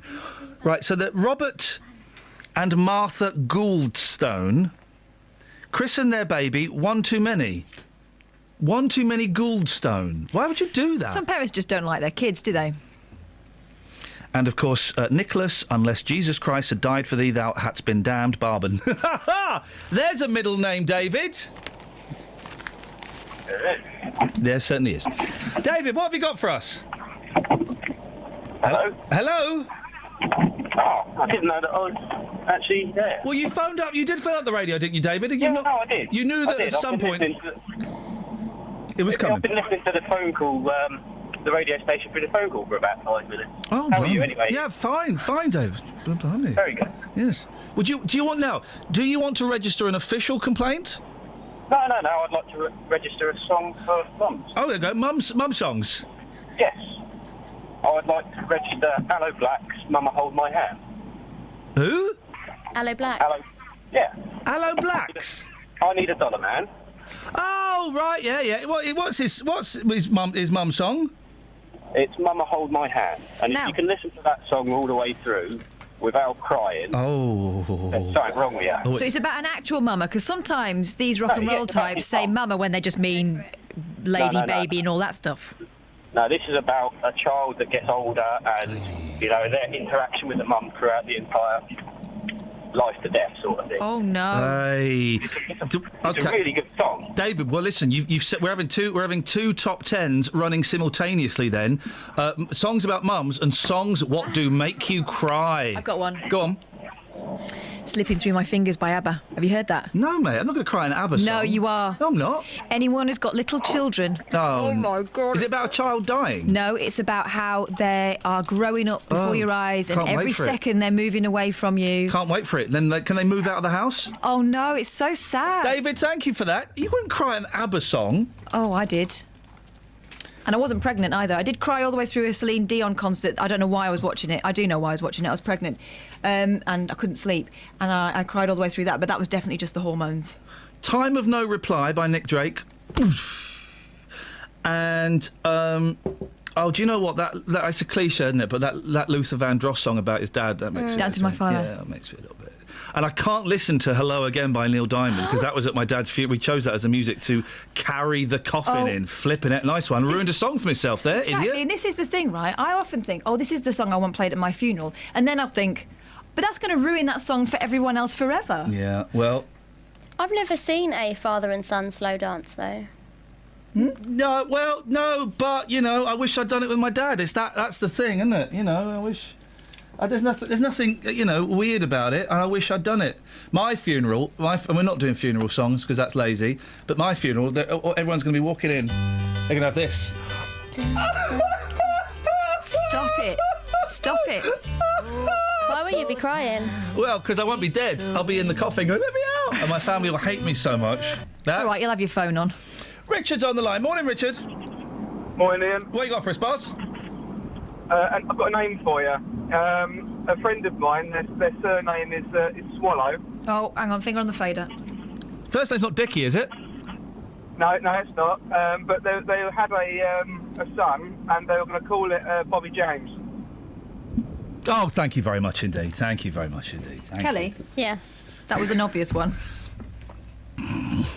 No, Carpet Martin, songs that make me cry. Mumbo number 5. Bronx Mowgli. Sorry? That's her name, is it? Yep. Philip Mignon. I've got friends called Freeman. And one day Nick turned to Lee and said, I think it might be quite nice to call him Morgan. Why? Morgan Freeman. Oh, flipping it. Really bad idea. No name will ever be as good as Harry Balls. Do you get it? There was that... we used to know Mrs. Taylor, Jenny. Yeah, well, I know a Jenny Taylor. And we all know I know a Wayne whose last name is King. Fact. So, we got 4 songs in the top 10 of songs about mums. Julia by the Beatles, Mama by the Spice Girls, Mama Used to Say by Richard Blackwood, Mama Hold My Hand. Who's the name of the gentleman that sang that? Aloe Black. Is that a man's name? Yeah. Incredible, isn't it, these pop stars? And Mama said... What did she say? What? Mama said there'd be days like this. Mama said there'd be days like this. There'll be days like this. Who's that by? Motown? The Shirelles. So, yeah. Shirelle is. That's not Motown. That's Spectre, isn't it? Okay, great bands. Any texts? I mean, we're kind of bouncing along, and I'm happy to bounce along. We can't give Today them. Might be a bouncer. We can't give them fireworks every single day. Jeez, what do you expect? Stu says Hugh Pratt was a teacher of mine. Hugh Pratt. Coops, I don't believe yours, so I'm not reading them out. We're not just doing funny names that you've made up. Or separated swear words. No, we're not. I'm not. No. 08459 455 555 is the telephone number if you want to give us a call. We're still giving away Dad's ages as well. 76 is up for grabs, 38 is up for grabs, as is 42. Travel news for beds, cards and bugs. BBC Three Counties Radio. It's very busy on the M1 southbound towards Junction 9 for Redbourne, and that's also looking slow on the A5 southbound from Lynch Hill towards the M1 Junction 9 for Redbourne. Looking at the M25 anti-clockwise on the cameras, it's very busy from Junction 20 for Kings Langley to 16 for the M40, and further afield on the M11 southbound, that's very slow because of an accident between Junction 7 for Harlow and 6 for the M25. Looking at the A1 Great North Road on the speed sensors, that's very slow southbound from the St Neots Junction towards the Black Cat roundabout through the roadworks. Samantha Burrough, BBC Three Counties Radio. Yes, Sammy!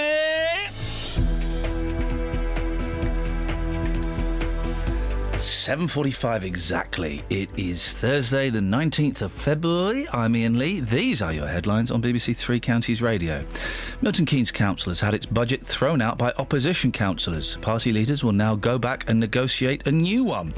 And the Prime Minister has criticised the Bedfordshire Police and Crime Commissioner for his plan to charge the public more for policing in the county. Let's get the weather. Here's Alina.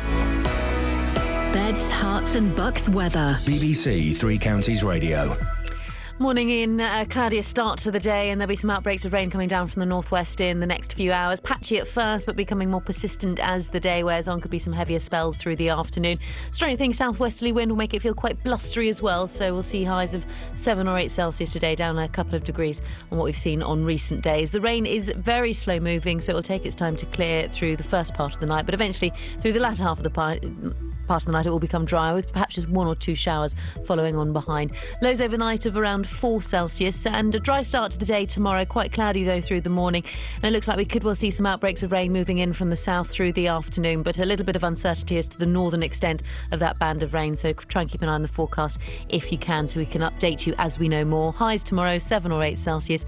Any rain that we do see tomorrow will clear away, and Saturday looks to be a bright but windy day, feeling quite cold in a brisk northwesterly wind. Just 1 or 2 showers, but most places will be dry. But on Sunday it looks to turn very wet and windy again. And Ian, that's your forecast.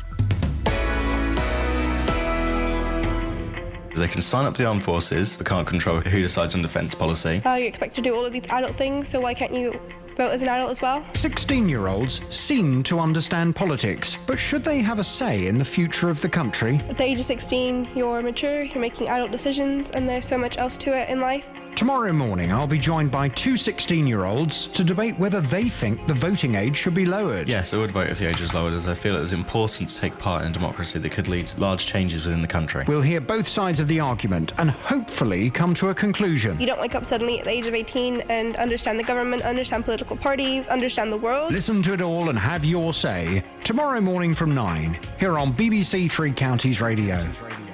Colin's in Dunstable. Good morning, Colin. Good morning, sir. Great to talk to you. Let me just throw this out there, because JVS is talking about it tomorrow. Let's just get the vibe. Do you think 16-year-olds should be allowed to vote? On balance, no. Okay, JVS, you don't need to do the show anymore, JVS. We've got the answer. No. But thank you for reminding us that we need to remind people about what might be the last ever open door policy. Oh, yeah, flippin' heck, Colin. What? Sorry? Pardon? I beg your pudding. Pardon? Baking I heard powder. that. Excuse me. Now, yes, so we do this thing on a Friday where yeah. Anyone can turn up. Yes, I know. Sorry. I wasn't sure what you were on about. All right, well, we do it between 7:30 and 8 o'clock. Anyone can turn up. Yeah, I know. Tomorrow might be the last one. Why? Well, we just we don't know if people are bothered enough. I don't think it's... sorry? I think you should continue Why? it, because I think it's a good thing. Why? I don't know if it makes interesting radio. That's what it boils down to. I don't... Well, I think it does. You've had some fantastic people on there. Yeah, I know. You know, walk in. Yeah, walk in. But we haven't had enough random walks in. We've had a lot of kind of people who have got an agenda, and that's fine. And everybody that's come in has been fantastic. This isn't down to any specific people. It's just... it's not random enough, is it? The vibe isn't feeling right. We'll see what happens tomorrow. Do you know what? That's what we'll talk about tomorrow if anybody comes in at 7:30. Well, maybe you should... put an advert outside the station. What, like a little postcard? Yeah. What, a postcard in the window? No, a big poster, you know, an A board. What? An A board out in the street? Yeah. You're nuts. What? To come with the free Wi-Fi and you can come in and hang out with us? Well, not quite, but... you know, explaining what you do, because don't forget, you are you are going out to the 3 counties. Yes, mate. BBC 3 counties. That's what we do. You've got to get a more. Colin, can you get us some people? Could you go outside now and just start shouting and get people to come in tomorrow? No, I couldn't, because I'm not dressed yet. I tell you what, Colin, stay there. How long does it take? Stay there. Hang on, No. Yeah, stay there, because I want you to hear the next item, and I'd like to get your thoughts on it. Go on. I don't sound so real. I genuinely think you might be interested in this, and I'd like to get your thoughts on it. Good for high shelves. And Exactly. We know Colin has a problem with those. Scientists are involved, Colin. Oh, right. Go on. Yeah. At the University of Hertfordshire have been designing prototype robots that could eventually help elderly people such as yourself stay in their homes. Ah, yeah? Yeah, Let's have a listen. Let's speak to Dr. Farshid. Now, I'm going to get this name wrong, Doctor. Oh, dear. I could see it coming up. I'm going to have a go. Amir Abdullah Iain, is that right? Yes, that's good. Good morning to you. Thank you very much. Now, you've been leading the project. What is this about? Tell me. Right. Well, basically, this starts from the fact that we are living longer, and we would like to keep our personal independence for as long as possible. And also the fact that this living longer will have quite a lot of pressure on the state, and in the fact that we need a lot more support from the state. So we started by looking at what type of activities we were at risk of losing. If we lose those activities when we get older, we lose our personal independence. And we came to a series of activities which concerned our mobility, self-care, and social isolation as factors that were important across five different countries in Europe: UK, Germany, France, Italy, and the Netherlands. So there were these activities which we found very important. Now, from the other side, we looked at robots. Robots are traditionally called mechanical slaves. That's what the general view is. And so we started to say, well, what was the factors that influence acceptance of these technologies? So at the university, we started leading this project, which was partially funded by the European Commission. And we started with an existing robot which looks like a butler. It's called Care Robot. Oh, a butler robot. I like the sound of that. Does it wear a little dicky bow? Yes, it's very similar. Yeah, beautiful. And it's a mobile platform, and it has a moving arm with a gripper. And then we started looking at what we could do for this machine to kind of make it more acceptable. So this is where our research started. Makeup. And the first thing that we could do was that, well, this machine was going to work in an environment, and the environment itself was a domestic environment which the university has given us. And we have, it's a 3-bedroom house. And we have put in this house all sorts of sensors. And the sensors tell us, for example, when the doorbell rings, when the cooker is on, when the TV is on, when you are sitting on the sofa, when you are laying down on the bed. So we thought if we give this information to the robot, then it can probably learn a lot from what is going on in the environment. And the next was, well, what could the robot do then to be a lot more acceptable? And things that are normally missing are empathic and emotional behavior. Well, you don't know. Listen, I've seen Terminator. You don't want to start making robots empathic and have emotions, because they could rise. Well, not these ones. Okay. We are quite many years away from machines trying to do anything on their own. But that could happen. I think there is quite a lot many more technological challenges in our hand. And anyway, so what we started, it was to look at these dimensions, empathy and emotion, but also how machines could have a socially acceptable manner. So we looked at mannerism. For example, when they come close to you, would they be respecting your social boundaries? Would they be coming into your intimate space or into your personal space? Or would they stay at a socially acceptable manner? And would they respect your individual preferences? But on the top of this, we also looked at, well, okay, these machines are going to be any use. They should have a working memory. So if they want to remember my preferences, they should have a memory. So as you see, the project is quite a complex project to have. But so what would they do? What would they do, Fashi? What they like cook the supper and talk to you and stuff like that? No, in the scenarios that we've developed. So, for example, there is a scenario to show that this technology can potentially work. We developed some scenarios. And some of these scenarios are around the problems which I first identified. So, for example, one of these problems are people forgetting to take their medicine or drinking of water to be hydrated. And, or people are scared of opening the door because they don't know who's behind the door. That impacts on the social isolation. So we then made these scenarios which would put the robot in action. The robot will be a companion in a companion role with you. And in this companion role, it has learned that you haven't had a glass of water for about 2 hours. So it would say, go and have some water. Well, actually, in our scenario, the robots don't speak much, and we try to come with what I meant as empathic interaction, which will be a language-free interaction. So the robot will be pointing at the glass of water and looking at you, and then looking at you curiously. I see. So it points at the water, it turns its head to one side, and pulls maybe like does a sad face.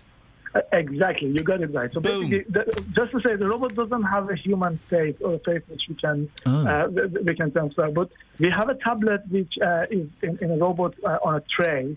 And this tablet can be removed and becomes your remote controller. And in this tablet, you can see through the eyes of the robot. Whatever the robot sees, I love all this. If the robot is looking at the glass of water, you can see that it's looking at a glass of water. And at the moment that it's looking at the glass of water, it has a curious face, Hey. it has a sad face, Yeah. or it has a happy face. When do you... I genuinely, I love all this stuff, Archie. When do you think that this might actually move into people's houses?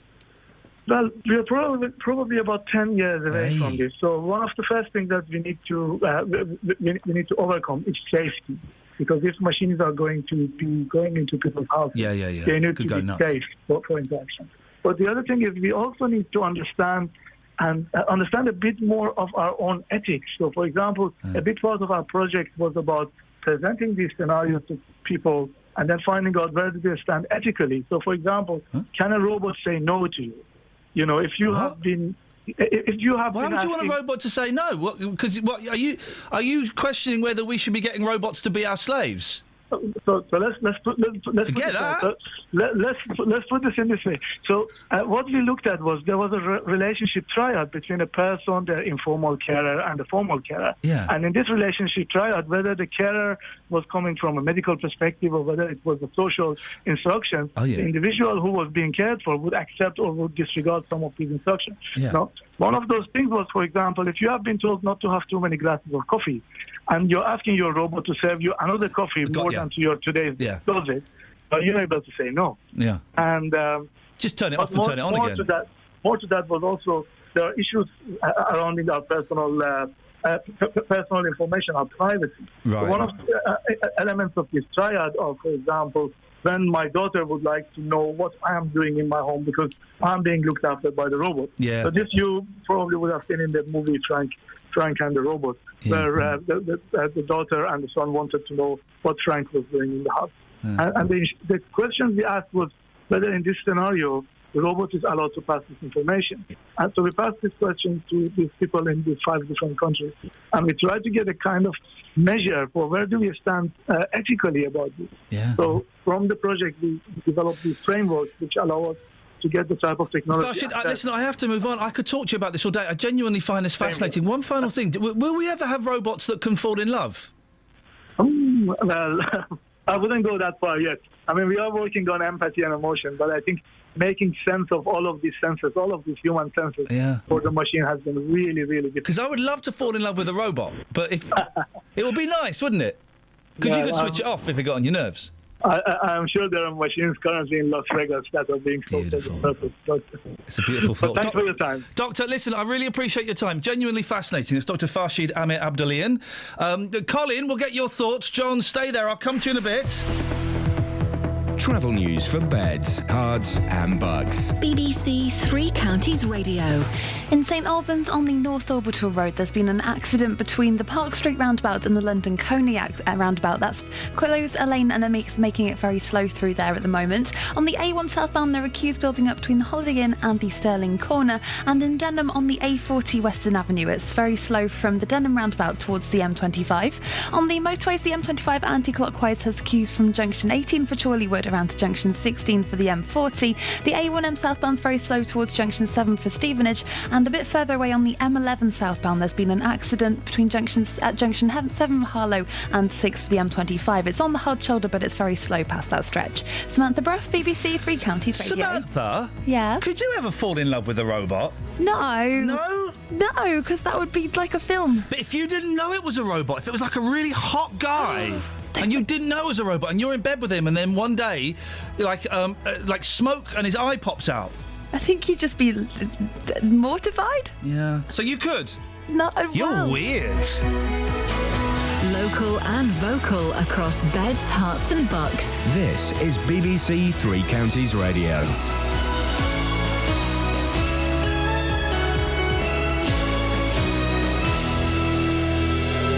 It's 8 o'clock, I'm Barry Caffrey. The headlines: MK budget rejected, Beds PCC triggers referendum for higher council tax, and brothel in Luton shut down. BBC Three Counties Radio. A controversial Milton Keynes council budget, which was set to make £22 million worth of cuts, has been rejected by councillors. Local homeless shelters had faced possible closure. That may still happen, as the party leaders will now go back and negotiate a new budget. Hugh Wright lives at the Orbit Housing Association in Fishermead and Bletchley, which could close because of the cuts. Basically, in my opinion, when we turned up for the meeting, the council seemed very unprepared for the sort of questions we were asking. One of the questions was, well, if you're going to make the cuts, what provisions are you going to put in place to help us? We didn't even get a response. All we got told is, oh, well, we're talking with Orbit. And that was it. The Prime Minister has criticised the Bedfordshire Police and Crime Commissioner for his plan to charge the public more for policing in the county. Labour PCC Ollie Martins has triggered a referendum by asking for a 16% increase in the police precept on council tax bills. Andy Sylvester, the campaign director at the Taxpayers Alliance, says now is not the right time to ask people to pay more. I think if the police force wants more money, it needs to talk to local authorities and work out ways to maximise the amount that goes into frontline policing from existing budgets, rather than at a time when people still aren't feeling necessarily the effects of the economic recovery that the Chancellor is so keen to tell us about.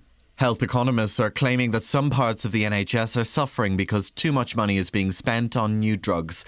Researchers at the University of York say the National Institute for Health and Care Excellence, or NICE, needs to lower the threshold of what it's prepared to pay substantially so that other treatments can also be funded. The owner of British Gas, Centrica, has announced a 35% fall in its profits last year. It's blamed the lower gas and oil price as well as the warm weather in 2014. The company has also announced it's cutting capital investment in the North Sea by 40% over the next 2 years. Bedfordshire Police has closed down a suspected brothel in Luton. A 41-year-old man and a 30-year-old woman were arrested on suspicion of managing a brothel in Cowper Street and have been bailed to return to Luton Police Station on the 30th of March. And researchers at the University of Hertfordshire have developed a prototype of a social robot to help elderly people live independently. It can potentially help to prevent isolation and loneliness, as well as offering stimulating activities. Over the past 3 years, the project team successfully carried out a wide range of studies in the university's robot house. And the weather forecast, dry and cloudy this morning, but a band of rain will spread in from mid-morning onwards, with most parts ending the day wet. Highs of 8 degrees Celsius, that's 46 in Fahrenheit. BBC Three Counties Radio News. I'll be back with more at 8:30.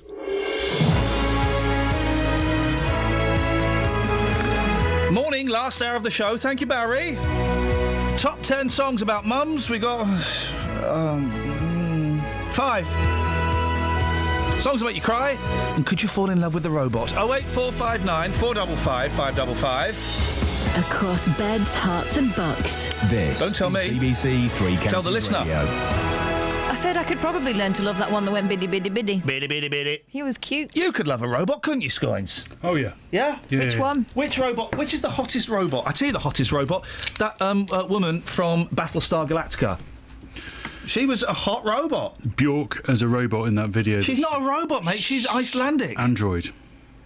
She's an android in that. Everyone's forgetting about Blade Runner, but they did go a little bit rogue. No, I didn't like Daryl Hannah in that. Scary. Yeah, the eyes.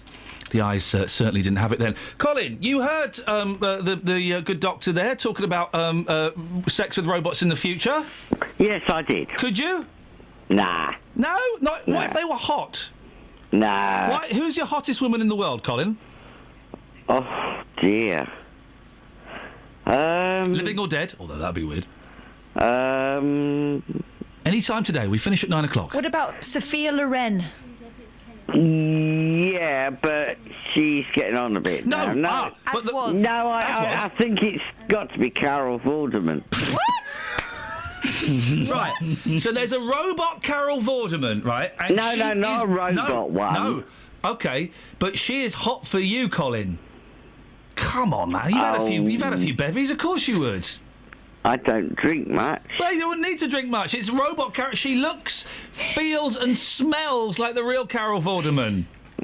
She's not I boring. I really don't know. Oh, come on, man. If there's a hot robot that looks like Carol Vorderman, we all would. Let me ask John. John? Yeah. There's a hot Carol Vorderman robot and she wants you, right? Okay. You're not going to say no to that, are you? Well, she doesn't really do it for me, but I suppose if that's what you're into. Why are they all quibbling? There is nothing about this scenario that's real. That's right. Right, OK, John, who would it be for you? Linda Lusardi. Oh. All right, so you're actually going back to the 80s. Classic. And we can keep this talk going for the next 10 minutes as our next guest isn't there at the moment. So, there's a hot Linda Lusardi robot. If she's listening, she's not going to be there. And it's Linda Lusardi from 1984, John. Right? Yes. Prime Lusardi. Lusardi indeedy. So, she's coming on to you in a robot nightclub in the future. Right? You've had a few bevies. Hey! You've always been against these robots in the past, but now you're actually talking to one and interacting. You're thinking, I can't see the join. Would you? You would, wouldn't you, John? Yeah, Linda Lusardi, you couldn't turn her down. Ladies and gentlemen, the Linda bot. John, what did you call in for? Was it to have a go at Colin for turning down robot Carol Vorderman? No. It's that gentleman you had on from the Hertfordshire University. Oh, yeah, the doctor, yeah. Good doctor, yeah. Have they not watched iRobot and stuff like that? Well, he's on about Frank and the robot. He actually reprogrammed the robot to do burglaries. Now I see your reticence about the Lusardi bot. I did say to him, isn't there a chance they could rise and kill us? And he said, no, that's a long way in the future. He's not denying it. At the moment, it's got no legs. It's just on a platform. So, John, the iRobot, they started off as help, and obviously they were programmed with additional stuff that then they chipped into, and it all went a bit Pete Tong. Yeah, but that wasn't a documentary. You know that, don't you? No, that was a film, obviously, but I mean, films are becoming reality. So, Colin... Yeah? You've got... This is incredible. I'm surprised you've not thought about this. You've got a hot robot, Carol Vorderman, in your house, and you're going to trust her with your valuables? No. She could steal them, mate. She's got a little hatch in her stomach. No, I wouldn't I mean, she could just put, like, jewels in and stuff. So I wouldn't trust the robot. You've had a wonderful, passionate time with her. You've fallen asleep, and then she's going around stealing your jewellery. Well, there you go. Putting it in her stomach. You happy with that, Colin? Is that the future you want? Is that the future you want? Because that's the future you're going to get. No, Thin end of the wedge, mate. Gone by then. John, thanks for that. I think you put Colin right in his place. He's not thought that through, has he? No. This is the problem, and this is how those films end up going the way they do. I will take two from the top and one from the bottom. I am Robert Carol Vorderman. I want to kiss you. Have some insurance and... Have some... I am now a trained pilot. I am also trained in the art of love making. I am not putting your jewels in my stomach hatch. It is not happening. I will kill you! That is what Colin wants, is it? He's a deviant. He starts off with L. bifidus digestivum and ends up with burglary. Anyone? Robo Carol Vorderman. Yeah. I don't want robots coming over here, moving in next door to me with all their funny food. Their funny robot food. 0845. It's coming over here, stealing our jobs. 08459 455 555. Across beds, hearts and bucks. This is Iain Lee. BBC Three Counties Radio.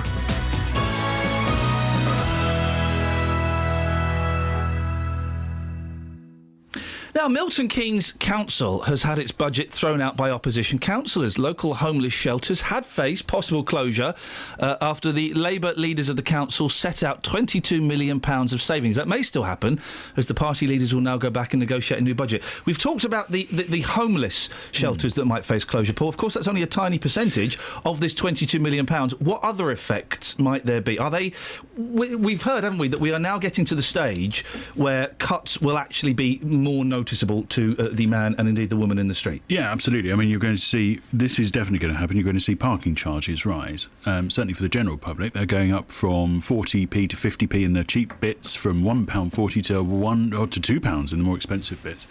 And indeed, what was proposed last night is if you're someone who works at the city centre, perhaps, and lots of businesses were there last night. We had big names. Santander were there, formerly Abbey National, of course. Big head office in the town. Yep.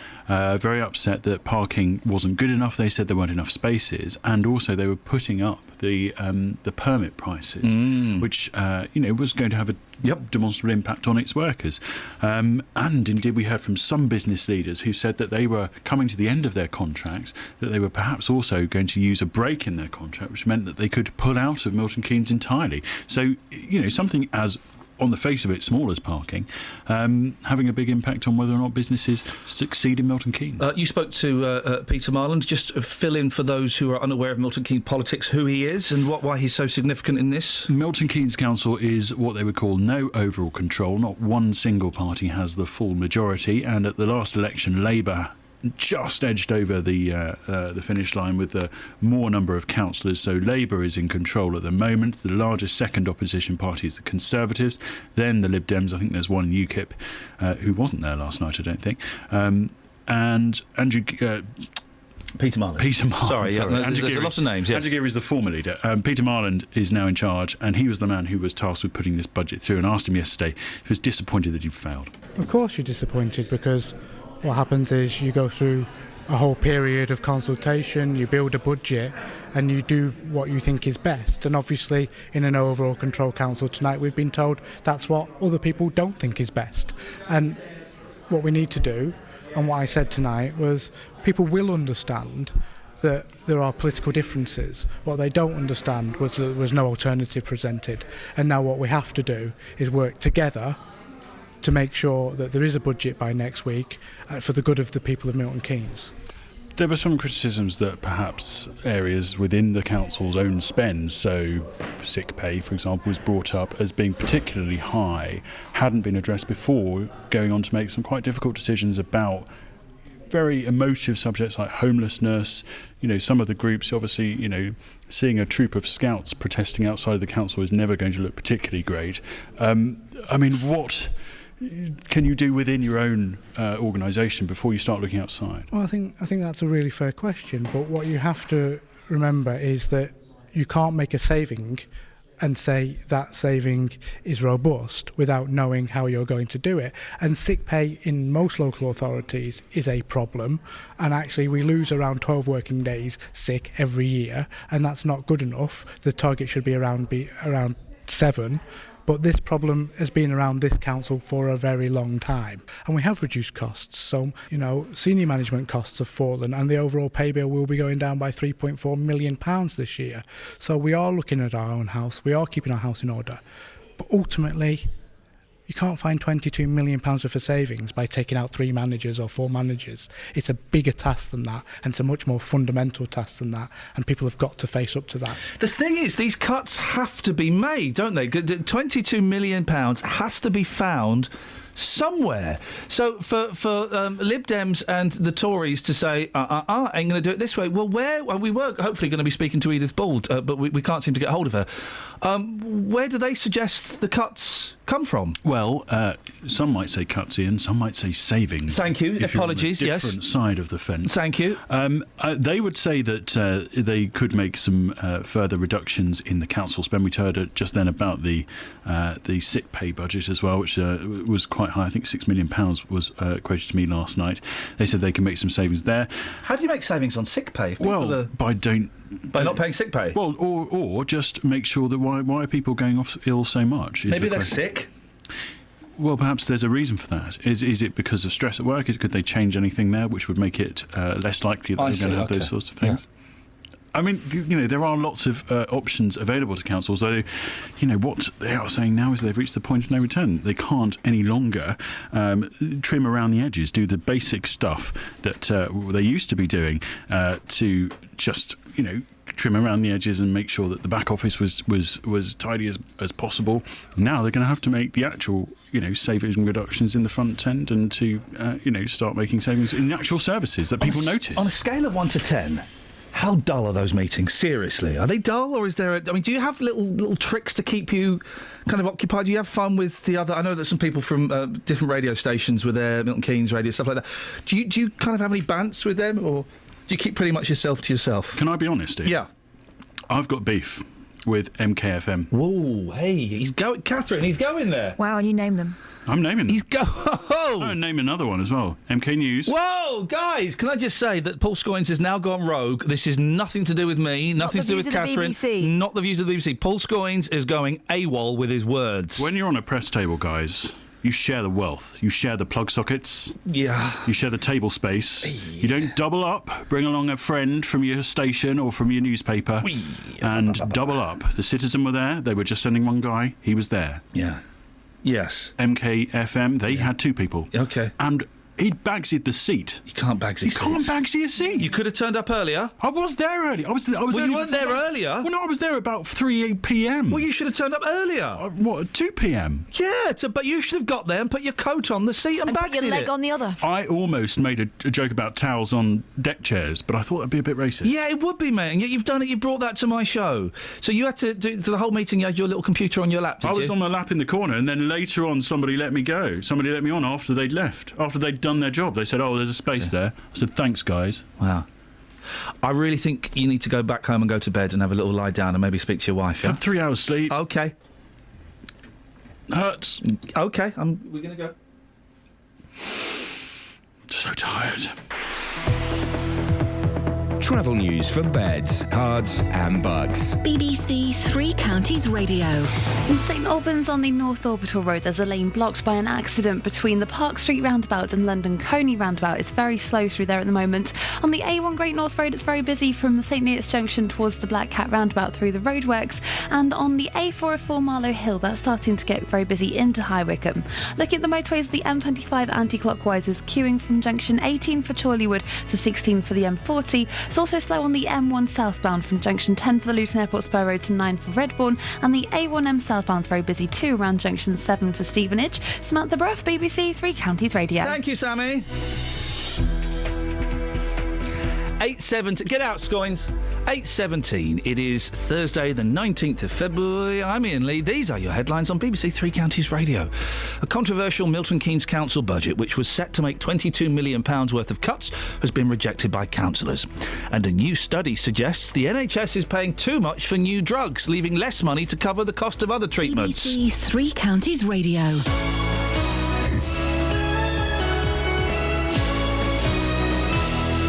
Could you ever make love to a robot? What? Could you ever... They're working on a robot at the University... Was it Hertfordshire, Catherine? Hatfield? Yeah, the University of Hertfordshire, where you can make love to it. It's the University of Hertfordshire in Hatfield. That was it, wasn't it? And yeah. I wasn't really listening to the story, but you can make love to it. You heard a whole other story that wasn't happening. Could you ever? What? Because Colin wants a robot Carol Vorderman, even though she'd go and steal his jewels and put them in her stomach box. Really? There was the other fella who wanted Linda Lusardi from 1984. Could you? I mean, could you? No, I don't. No. Do you know the weirdest thing about that whole conversation was that Colin turned down Sophia Loren. Yeah.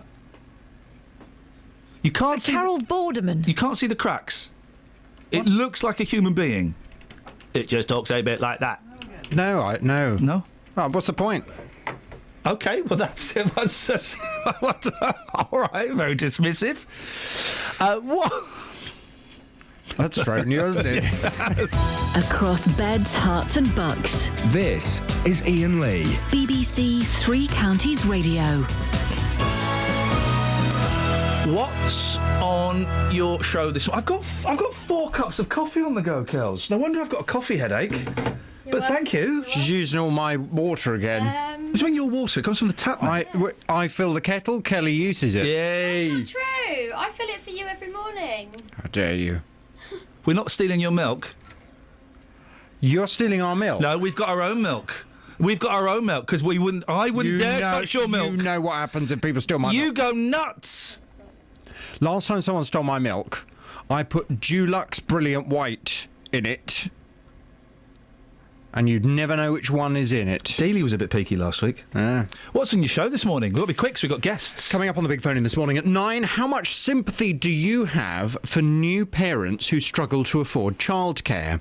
One of the biggest stories around today, the Family and Childcare Trust say the cost of part-time nursery places for the under-2s has risen by a third since 2010, and they're urging politicians to take action.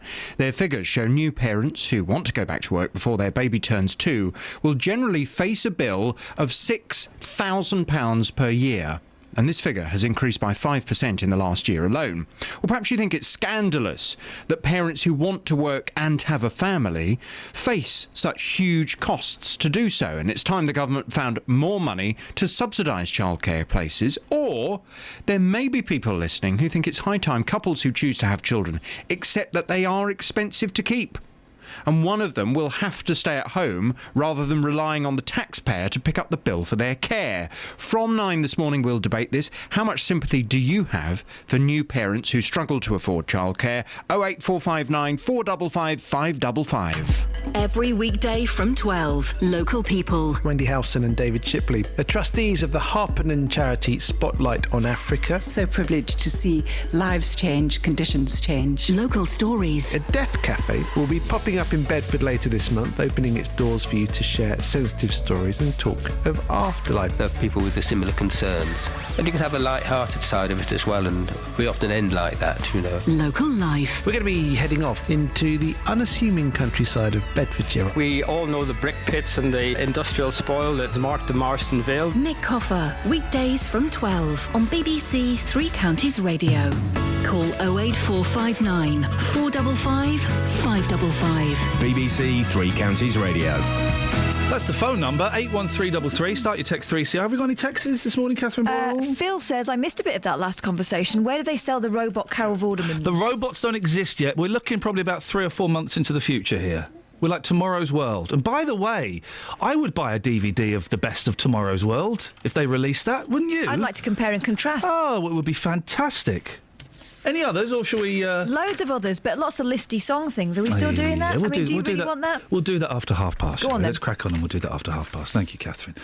Now, Bedfordshire's Police Commissioner has officially triggered a referendum for a bigger slice of the council tax after writing to local authorities.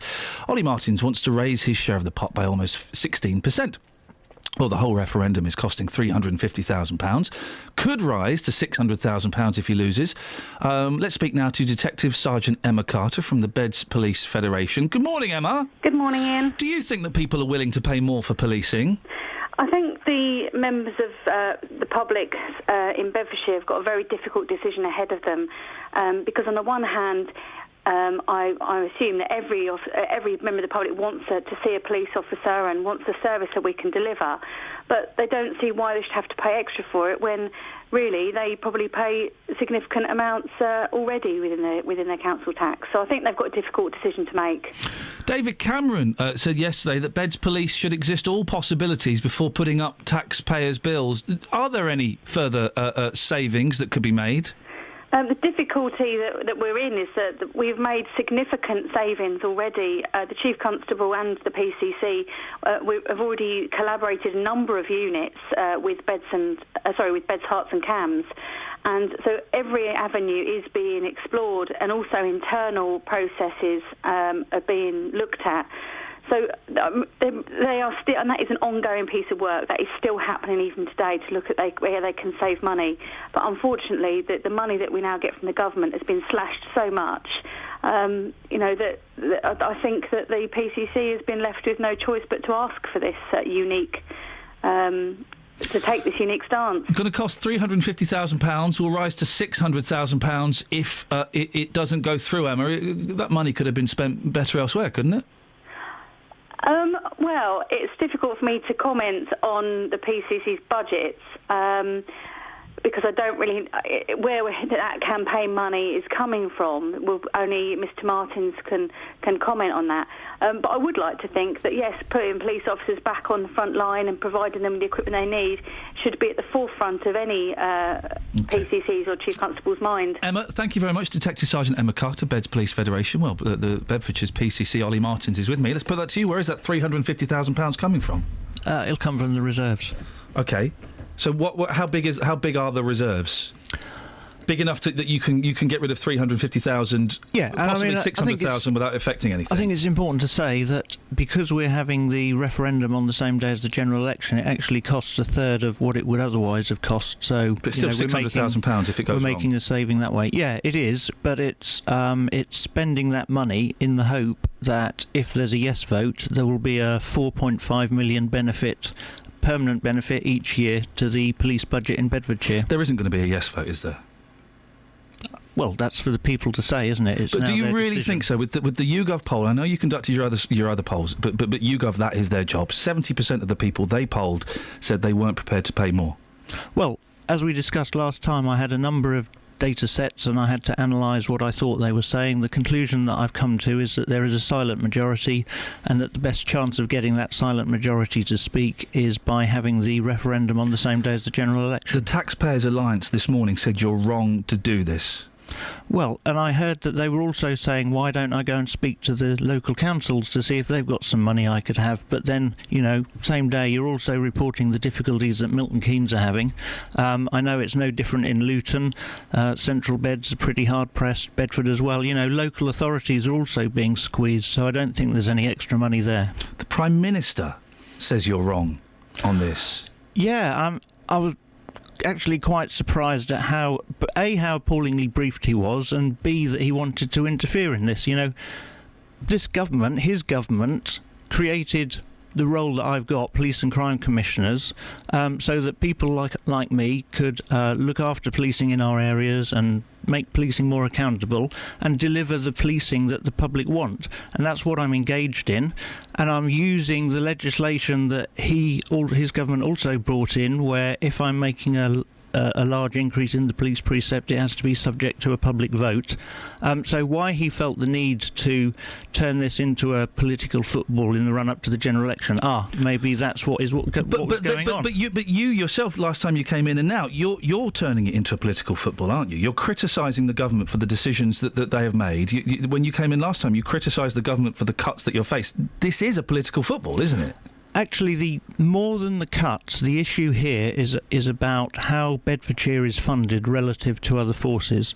So the cost of policing in Bedfordshire per day per resident is 44 pence. That compares to a national average figure of 55 pence.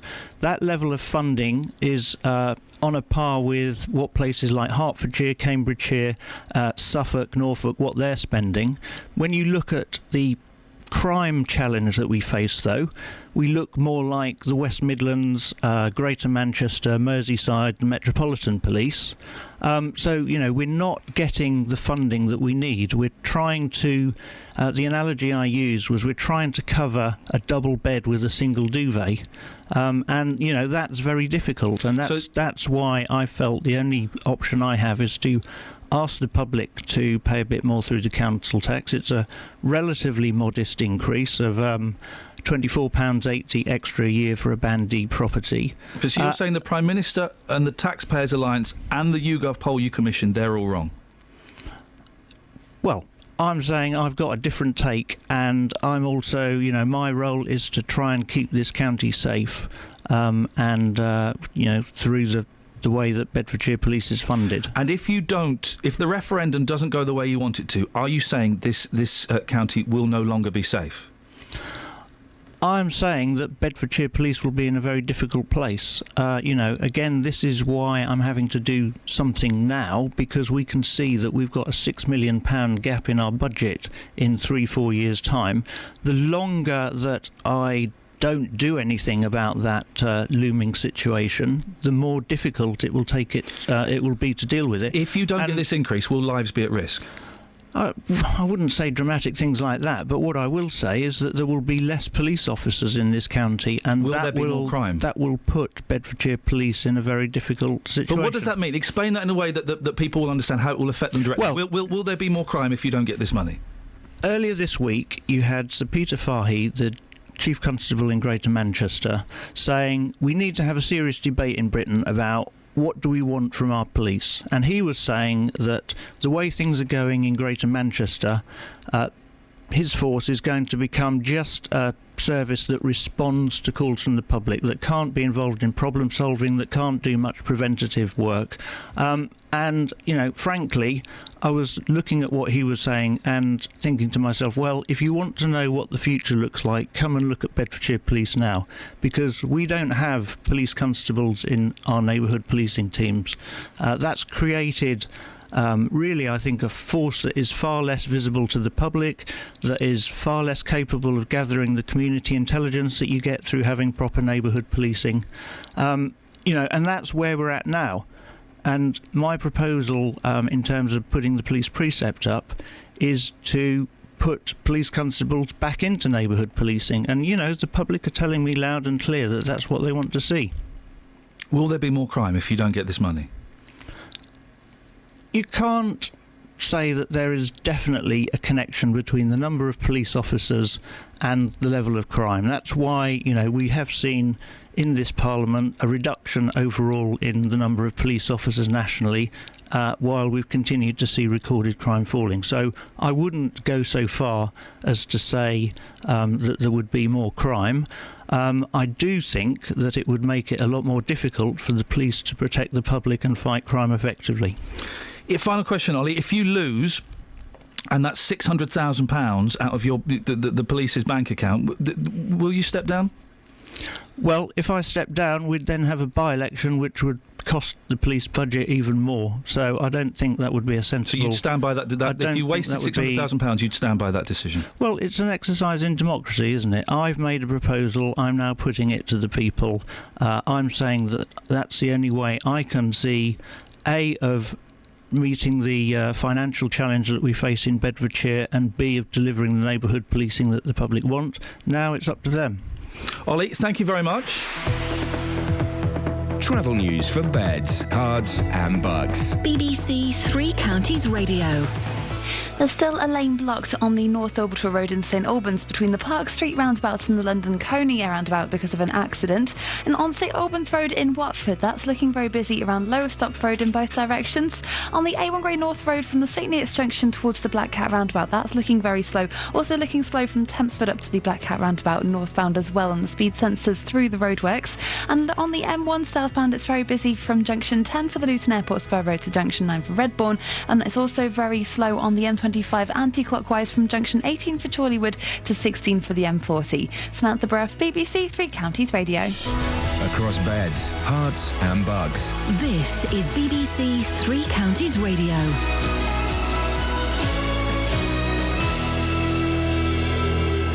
It's just after 8:30 with the headlines. I'm Barry Caffrey. Milton Keynes Council has had its budget thrown out by opposition councillors. Local homeless shelters had faced possible closure after the Labour leaders of the council set out £22 million worth of savings. That may still happen as the party leaders will now go back and negotiate a new budget. The Police and Crime Commissioner for Bedfordshire, Ollie Martins, has been criticised by David Cameron for wanting people to pay more council tax. A referendum will ask people to accept or reject a 15.8% increase. Bedfordshire Police has closed down a suspected brothel in Luton. A 41-year-old man and a 30-year-old woman were arrested on suspicion of managing a brothel in Cowper Street and have been bailed to return to Luton Police Station on the 30th of March. Health economists are claiming that some parts of the NHS are suffering because too much money is being spent on new drugs. Researchers say the National Institute for Health and Care Excellence needs to lower the threshold of what it's prepared to pay substantially so that other treatments can be funded. And the weather forecast, dry and cloudy this morning, but a band of rain will spread in from mid-morning onwards, with most parts of the day ending wet. Highs of 8 degrees Celsius, that's 46 in Fahrenheit. Three Counties Sports. BBC Three Counties Radio. England's women have won their first 2020 international against New Zealand by 8 wickets. The BBC's Henry Moran reports. After what they conceded was a disappointing start to the tour, England's women fought back in the best way possible here in Whangarei. It was as convincing a T20 victory as you can imagine. Austerfield, they reduced New Zealand to 18 for 6 before the White Ferns eventually struggled to 60 all out in the 20th over. As she has done all tour, Heather Knight once again starred with the ball. Her off-spin claimed 3 Kiwi wickets. The run chase was fairly straightforward. Just 2 wickets fell as England chased that small target of 61. They reached it in the 12th over. Captain Charlotte Edwards leading from the front with an excellent 32 not out. The perfect tonic to a tricky start to the tour in New Zealand, and England will be looking to do it all again tomorrow in the second T20. Former England bowler Graham Swann says Paul Collingwood should be coaching England and not Scotland. Collingwood, who was part of the England setup for the World 2020 last year, is now coaching Scotland at the World Cup. England play Scotland in Pool A on Sunday. England fly half Danny Cipriani has ended speculation about his future by signing a new 2-year contract at Premiership side Sale. Cipriani, who would have been out of contract in the summer, had been linked with a move to French side Toulon. In the Champions League, Cristiano Ronaldo was on the score sheet as Real Madrid won 2-0 at Schalke in the first leg of their last 16 tie. Elsewhere, Basel and Porto played out a 1-1 draw in Switzerland. The knockout stage of the Europa League gets underway tonight with 4 British teams in action. Tottenham begin a run of 6 matches over the next 17 days when they host Fiorentina in the first leg of their last 32 tie. Liverpool are also at home against Besiktas.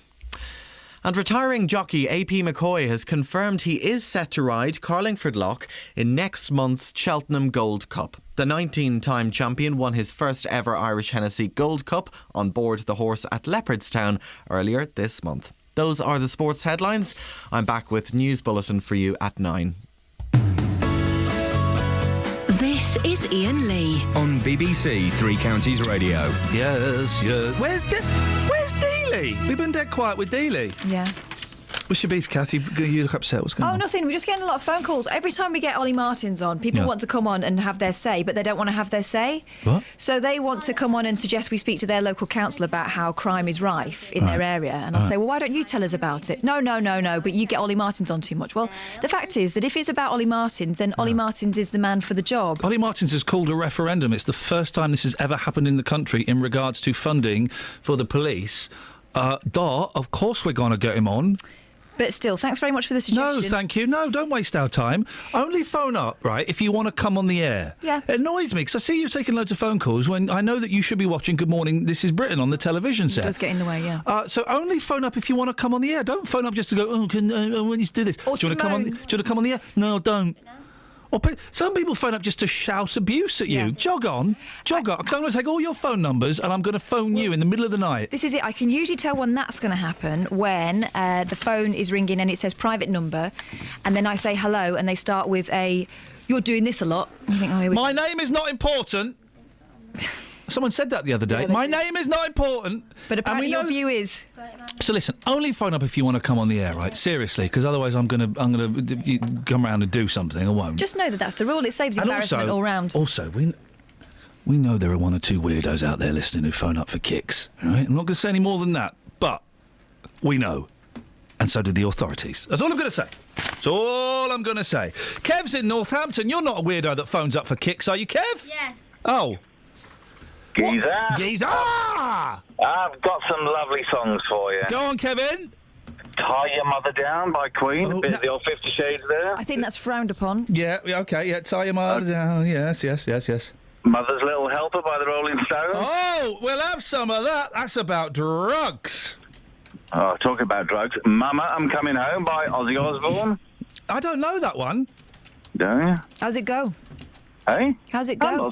I'm not singing on radio. Well, hang on a second, Kev, because Kelly Betts is making wild and crazy accusations about you on my computer screen. Oh, really? Kev? Yes. Have you just Googled songs about mums and you're just reading off the list? Well, I can't be reading off the list if I'm talking to you on the phone. But why you can't multitask? Well, did you listen? You heard the grilling, the pounding I just gave Ollie Martins in the question box. I'm going to pound your question box. Oh, go on then. Did you Google those song titles? Lazy, yes. Thank you for calling, Kev. We don't want cheats on this show, apart from you, Justin. Hey, boss, easy.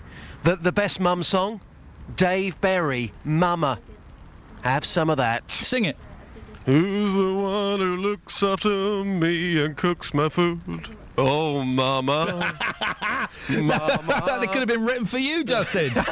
Morning, Karen. Morning. You're through to Justin Dealey. Morning, Kaz. How are you? Yeah, I'm all right. How are you? All right. What have you got for us, Karen? Yeah, you were talking about the homeless budget being cut. Yeah. Couldn't the council rake some money back and give some unemployed people a job by charging 20p for going to the loo and making these people that are unemployed, give them some community work? I'll step back in here, Justin. I thought she was going to talk about songs about mums. That's incredible. So hang on a minute. What job are you going to give them, Karen? Oh, clean the toilets. Oh, what for? For their benefit? Yeah, why not? I mean... Clean the toilets. I know what. Why don't we go and spit on them and make them wear sackcloths as well? Hold on, would you rather them clean the toilet, or would you rather have them lingering around, getting up to no good, burgling cars? What? Who's burgling cars? The unemployed? Well, come on, what else do they do? They shoplift to survive. The unemployed? You know they do. I was unemployed. I did very few illegal activities. Well, I'm sorry. I think we should all pay a small contribution. 20 pence to go to the toilet. So, yeah. Karen, what do you do for a living, Karen? I do voluntary work. Okay. Oh, do you claim unemployment benefit? I do. Ladies and gentlemen, she's one of these car thieves. When was the last time you stole a car, Karen? Never. When was the last time you malingered? Never. Okay, but sorry, you just said that that's what unemployed people do. No, not all. Ladies and gentlemen, thank you very much indeed. What's your name? Put that in the podcast. What was that about? Straight through, Alison. Karen? Down the line. Yeah. Would you like to clean toilets? I have done. Well, brilliant. We'll go and do it. Go and do it. Tell you what you could do. You could steal a car on the way to it, and then you could go and do it. Well, it's better than sitting indoors. No, it's not. The winds are waiting for God. No, it's not. It's not. It's not because you've got to give some people a certain kind of dignity. Hang on, Alison. Good morning, darling. What do you do for a living, Alison? I don't work. Right. How many cars have you stolen this week? I'd like to be able to get out of bed with my MS and try it. I've never stolen. I've never shoplifted. Hang on a minute. Are you in bed, Alison? You malingerer! No. Get out of that bed and go and clean some toilets, love. I'd love to. If I could get out of bed on my own this morning, I'd be up and out there. But I've got to wait for my carer to come and get me. Karen? Yeah? What'd you say to Alison? She's a lazy malingerer. She's just lying in bed. Lying in bed at this time of the day? Isn't it outrageous? That's disgusting. It is. You're disgusting, Alison. Tell her, Karen. Tell her how disgusting she is. You've got to get up. You've got to get up, girl. You've got to get up and do something. You can't just linger in bed all day. Of course she can't. Anyone would think she had MS or something. Listen, you can do anything if you put your mind to it. Yeah, even if your body won't allow you to because the neurons in your brain are damaged, Alison. No. Near enough every part of my body hurts, and the bits that don't hurt don't bloody work. Go on, Karen, tell her. They don't work because you've got lazy-itis, love. You change your thought patterns and tell yourself, I can do this, I can get out of bed. Tell yourself. Thanks for calling, Karen. Now, Alison, back in the real world. Hi. Hi there. Wasn't she incredible? What is she on? I want some. Yeah, I'll have a little bit of it as well. How is your MS doing? It sounds pretty lousy. It's not too... My speech is bad. I can hear it's a little bit slurred. Yeah, it's not as bad as you think it is, but it's a little bit slurred, yeah. I sound like I've had too many. But I'm not too good today. I get sort of peaks and troughs with it. And today's one of them days where it took me an hour and a half to just even sit up this morning and that. So, but I've never stolen anything because I don't work. Yeah, I know. And what surprised me was Karen then, saying that all unemployed people are car thieves and malingerers. Then she's unemployed. She doesn't work. She doesn't work. Perhaps she's judging everybody else that doesn't work by her own standards then. Alison, listen, would you say you're having a particularly bad time at the moment, or is this kind of all right for you in terms of your MS? It's not as bad as it has been, and just so in case Karen's listening, when my husband, who's finished downstairs, my carer gets me up and showers me, I'm going out today to help him take some stuff to the local food bank. So I'm just not laying in bed all day. Just everyone, lock up your cars. Alison, who is unemployed, is going to be on the prowl. In Dunstable. Oh, blimey, OK. Alison, thanks for calling. I really appreciate it. Take care, darling. Cheers, bye-bye. Dealey? Incredible call. She was real as well. That is the worrying thing. She is a real person with a real view. It doesn't get any better than that. All unemployed people are malingerers and car thieves. What do you do for a living? I don't work. Oh, I don't work. Oh, dearie. Justin, I know you've done you sport. Well, I've got a thing in front of me called Older Sexy Time. Yes, it's quite fruity. Just to warn people, if you've got kids listening, it's going to get a bit fruity. I tell you what, we'll do the travel, the news, and the weather. So they got time to go and put the kids, wherever, and then it'll be adult conversations for the last 15 minutes. Here. Speak to you in a sec. Travel news for beds, cards, and bugs. BBC Three Counties Radio. In St Albans on the North Orbital Road, there's still a lane blocked between the Park Street roundabout and the London Coney roundabout. That's because of an accident. And on the A1 Great North Road, that's looking very slow in both directions now, between the St Neots Junction and the Black Cat roundabout, and between Tempsford and the Black Cat roundabout because of the roadworks there.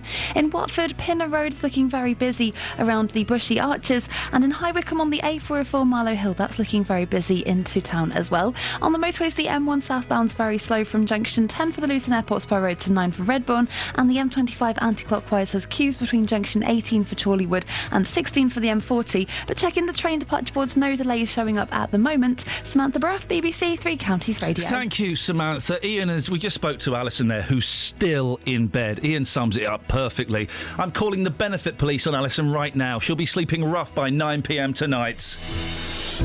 Dearie me. Just put your mind to it. 8:46, it's Thursday the 19th of February. I'm Iain Lee. These are your headlines on BBC Three Counties Radio. Milton Keynes Council has had its budget thrown out by opposition councillors. Party leaders will now go back and negotiate a new one. And the Prime Minister has criticised the Bedfordshire Police and Crime Commissioner for his plan to charge the public more for policing in the county. Dealey's coming up with some very raunchy blue adult content. Before that, let's get the weather. Here's Alina. Beds, Herts and Bucks weather. BBC Three Counties Radio. Hello, Ian. Any initial brightness will soon fade as cloud builds from the northwest. We'll see some outbreaks of rain heading their way across to us in the next few hours. Patchy at first, but becoming more persistent as we go through the afternoon, so quite a wet end to the day. Blustery too as the southwesterly winds strengthen, so temperatures will struggle to get much above 7 or 8 Celsius.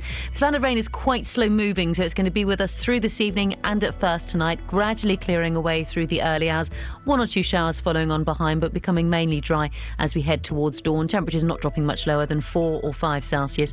Cloudy start to the day tomorrow, mainly dry for a time, but it looks like we could see another spell of rain pushing up from the south, and that could give some wet weather through the afternoon. Highs tomorrow, 7 or 8 Celsius. The rain clears to leave Saturday a much brighter day and mainly dry, although we can't rule out 1 or 2 showers. But Saturday, the better day of the weekend, there'll be some sunshine around, although it will feel quite cold in a brisk northwesterly wind. But on Sunday, it turns very unsettled, wet and very windy for Sunday.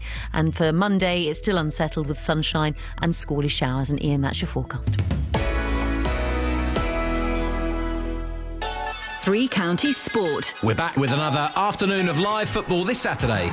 A top-of-the-table clash at Vicarage Road with Watford against Norwich. MK Dons back at Stadium MK to take on their old rivals Peterborough. Luton away to AFC Wimbledon as the Hatters continue to push for promotion. Stevenage entertaining Southend at the Lamex.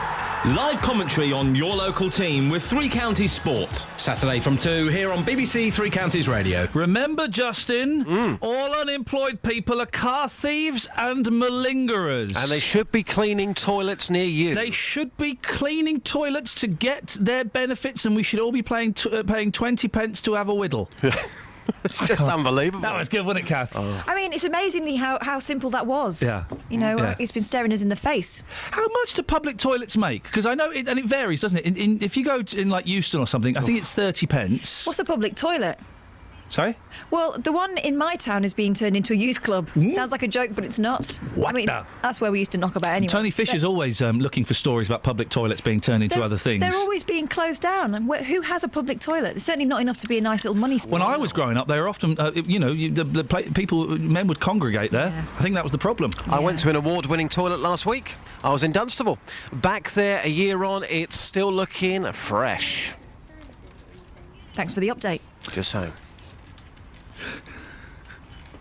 Justin, by the way, I'm collecting the 50 Shades of Mayhem T-shirts this afternoon. Excellent. Has Dave Luton phoned in, by the way, because yesterday he didn't pick up the phone. He lost his bottle. Has he phoned you? It's okay. It's okay. It's okay, boss. It's okay. No, of course he's not called in because he bottled it. He won't call in until Monday now. He's laying low. I told him, boss. I told him. Boss. Oh, excuse me, boss. Boss, excuse me, boss. Oh, boss. No, he's bottled it. That's a shame. Real shame. That was his big moment. When it gets into its basket, it'll turn and turn. Oh, yeah, and turn Dave, why is that? Its paws Why is that, Dave? into the bottom. Yeah. Right, and it sounds when it gets on your lap, and it digs its paws into your leg, because it thinks it's going to sleep on a snake. Dave, I'm going to give you a slap. I'm going to murder Iain Lee. Well, if you do that... Trauma noise. Yeah, exactly. Justin, what have you taken to the streets, please? It's a fruity one. Again, if you got kids listening, just for the next 2 minutes or so, this does get kind of explicit. In the Telegraph. Hang on a minute. Bear in mind, this is as you often say, it's my name above the door. How explicit are we going to get? No, it's fine. It's just It's people... not Russ and, Jonathan Ross and Russell Brand style, is it? It's just people opening up and being honest. Well, again, that's an appropriate choice of phrase. It's fine. In the Telegraph today, you sent me out on this one. It says, golden age of sex for couples wed 50 years. So if you have been married for 50 years, you've got a great sex life. They won't be listening. They'll be too busy rutting. Oh, no. I've been speaking to those people this morning on the streets, getting their tales, getting people's stories. Again, the phrase is really not helping today. Is this true what the experts are saying? Take a listen. Now, so you have been married for over 50 years. Congratulations. The experts are saying that if you have been married for 50 years or more, you've still got a fantastic sex life. Is this true? Yes. What about yourself, madam? The longer that your marriage has gone on for, would you say that you've had more fun? Yeah, and he's a best friend. And if anything happened to him tomorrow, I'd really miss him. I'd get fed up with him at times, but he's my husband and he's my best friend. So behind closed doors, the fun factor, the longer you're together, is going up? Oh, yeah, definitely, yeah. I'm here with Felix. You're not a cat, you can confirm that? Okay. Lovely. Now, in today's paper, in the Telegraph, it says there, the golden age of sex for couples wed 50 years. Your parents, are they still quite active? No, I wouldn't say that. So what about you? What about people that you know that have been married for over 50 years? I don't talk to people about their sex life. I might get jealous. We'll leave it there. Sir, can I ask you a really cheeky question? Yeah. Okay. It's in the papers today. It says that couples that have been married for 50 years have a fantastic sex life. The longer that you've been married, has that side of your life got better? It got worse. Morning, guys. What's your name? Richard. Patricia. Okay. We're face to face, but I'm going to put this question to you. You've been married for almost 50 years. Congratulations, that's the first thing. It's saying in today's papers that couples that have been married for 50 years have the best time in the bedroom. Is that true? I would not know. I would refrain from answering that question. Can you give us a quick yes or no? No, I can't give you a quick yes or no.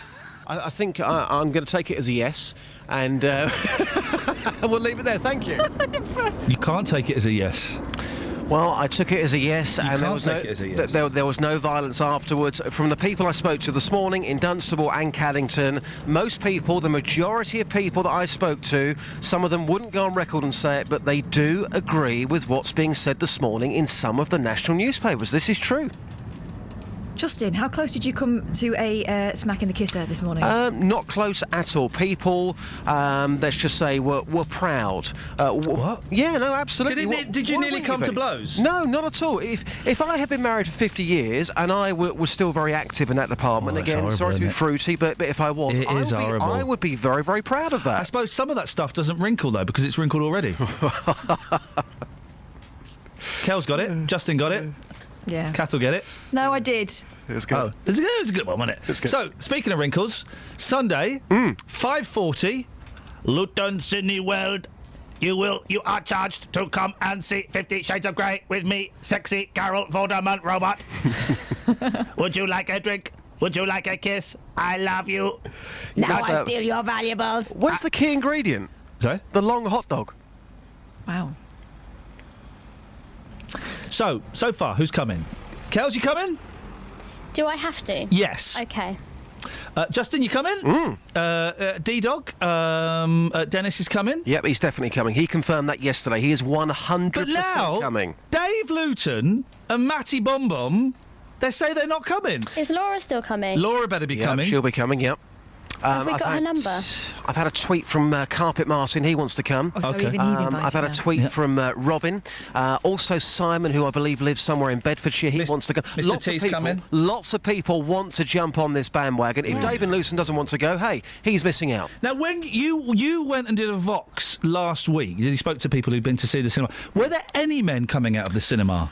Very few. Yeah. Very, very few. Beautiful. It was mainly, now, normally when you send me out, see, today you thought that was going to be uncomfortable for me. It wasn't uncomfortable at all. I bet you found it very erotic. It was.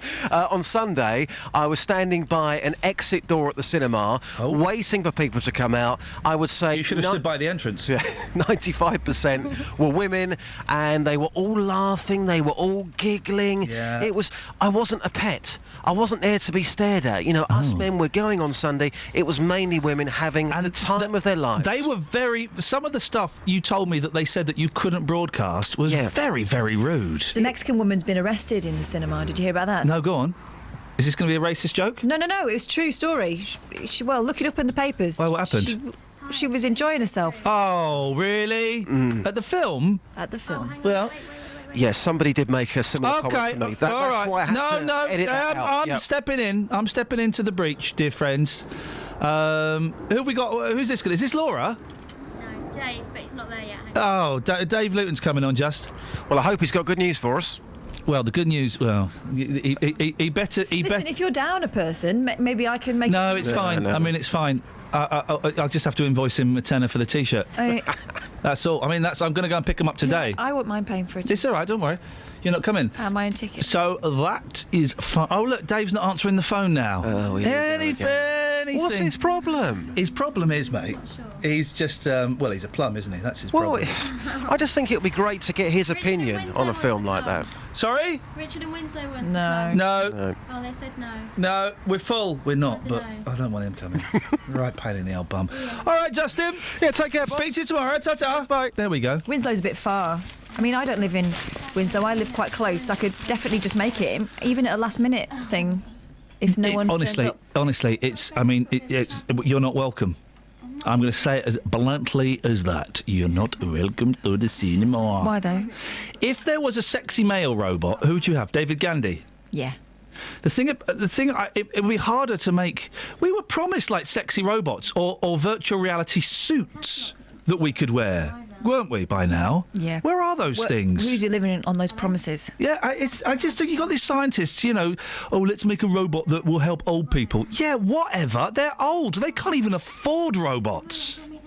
I could afford a robot. Yeah. I love I'm a surprised robot. you don't already have one. I used to have a robot dog. I got rid of it. I might buy another one.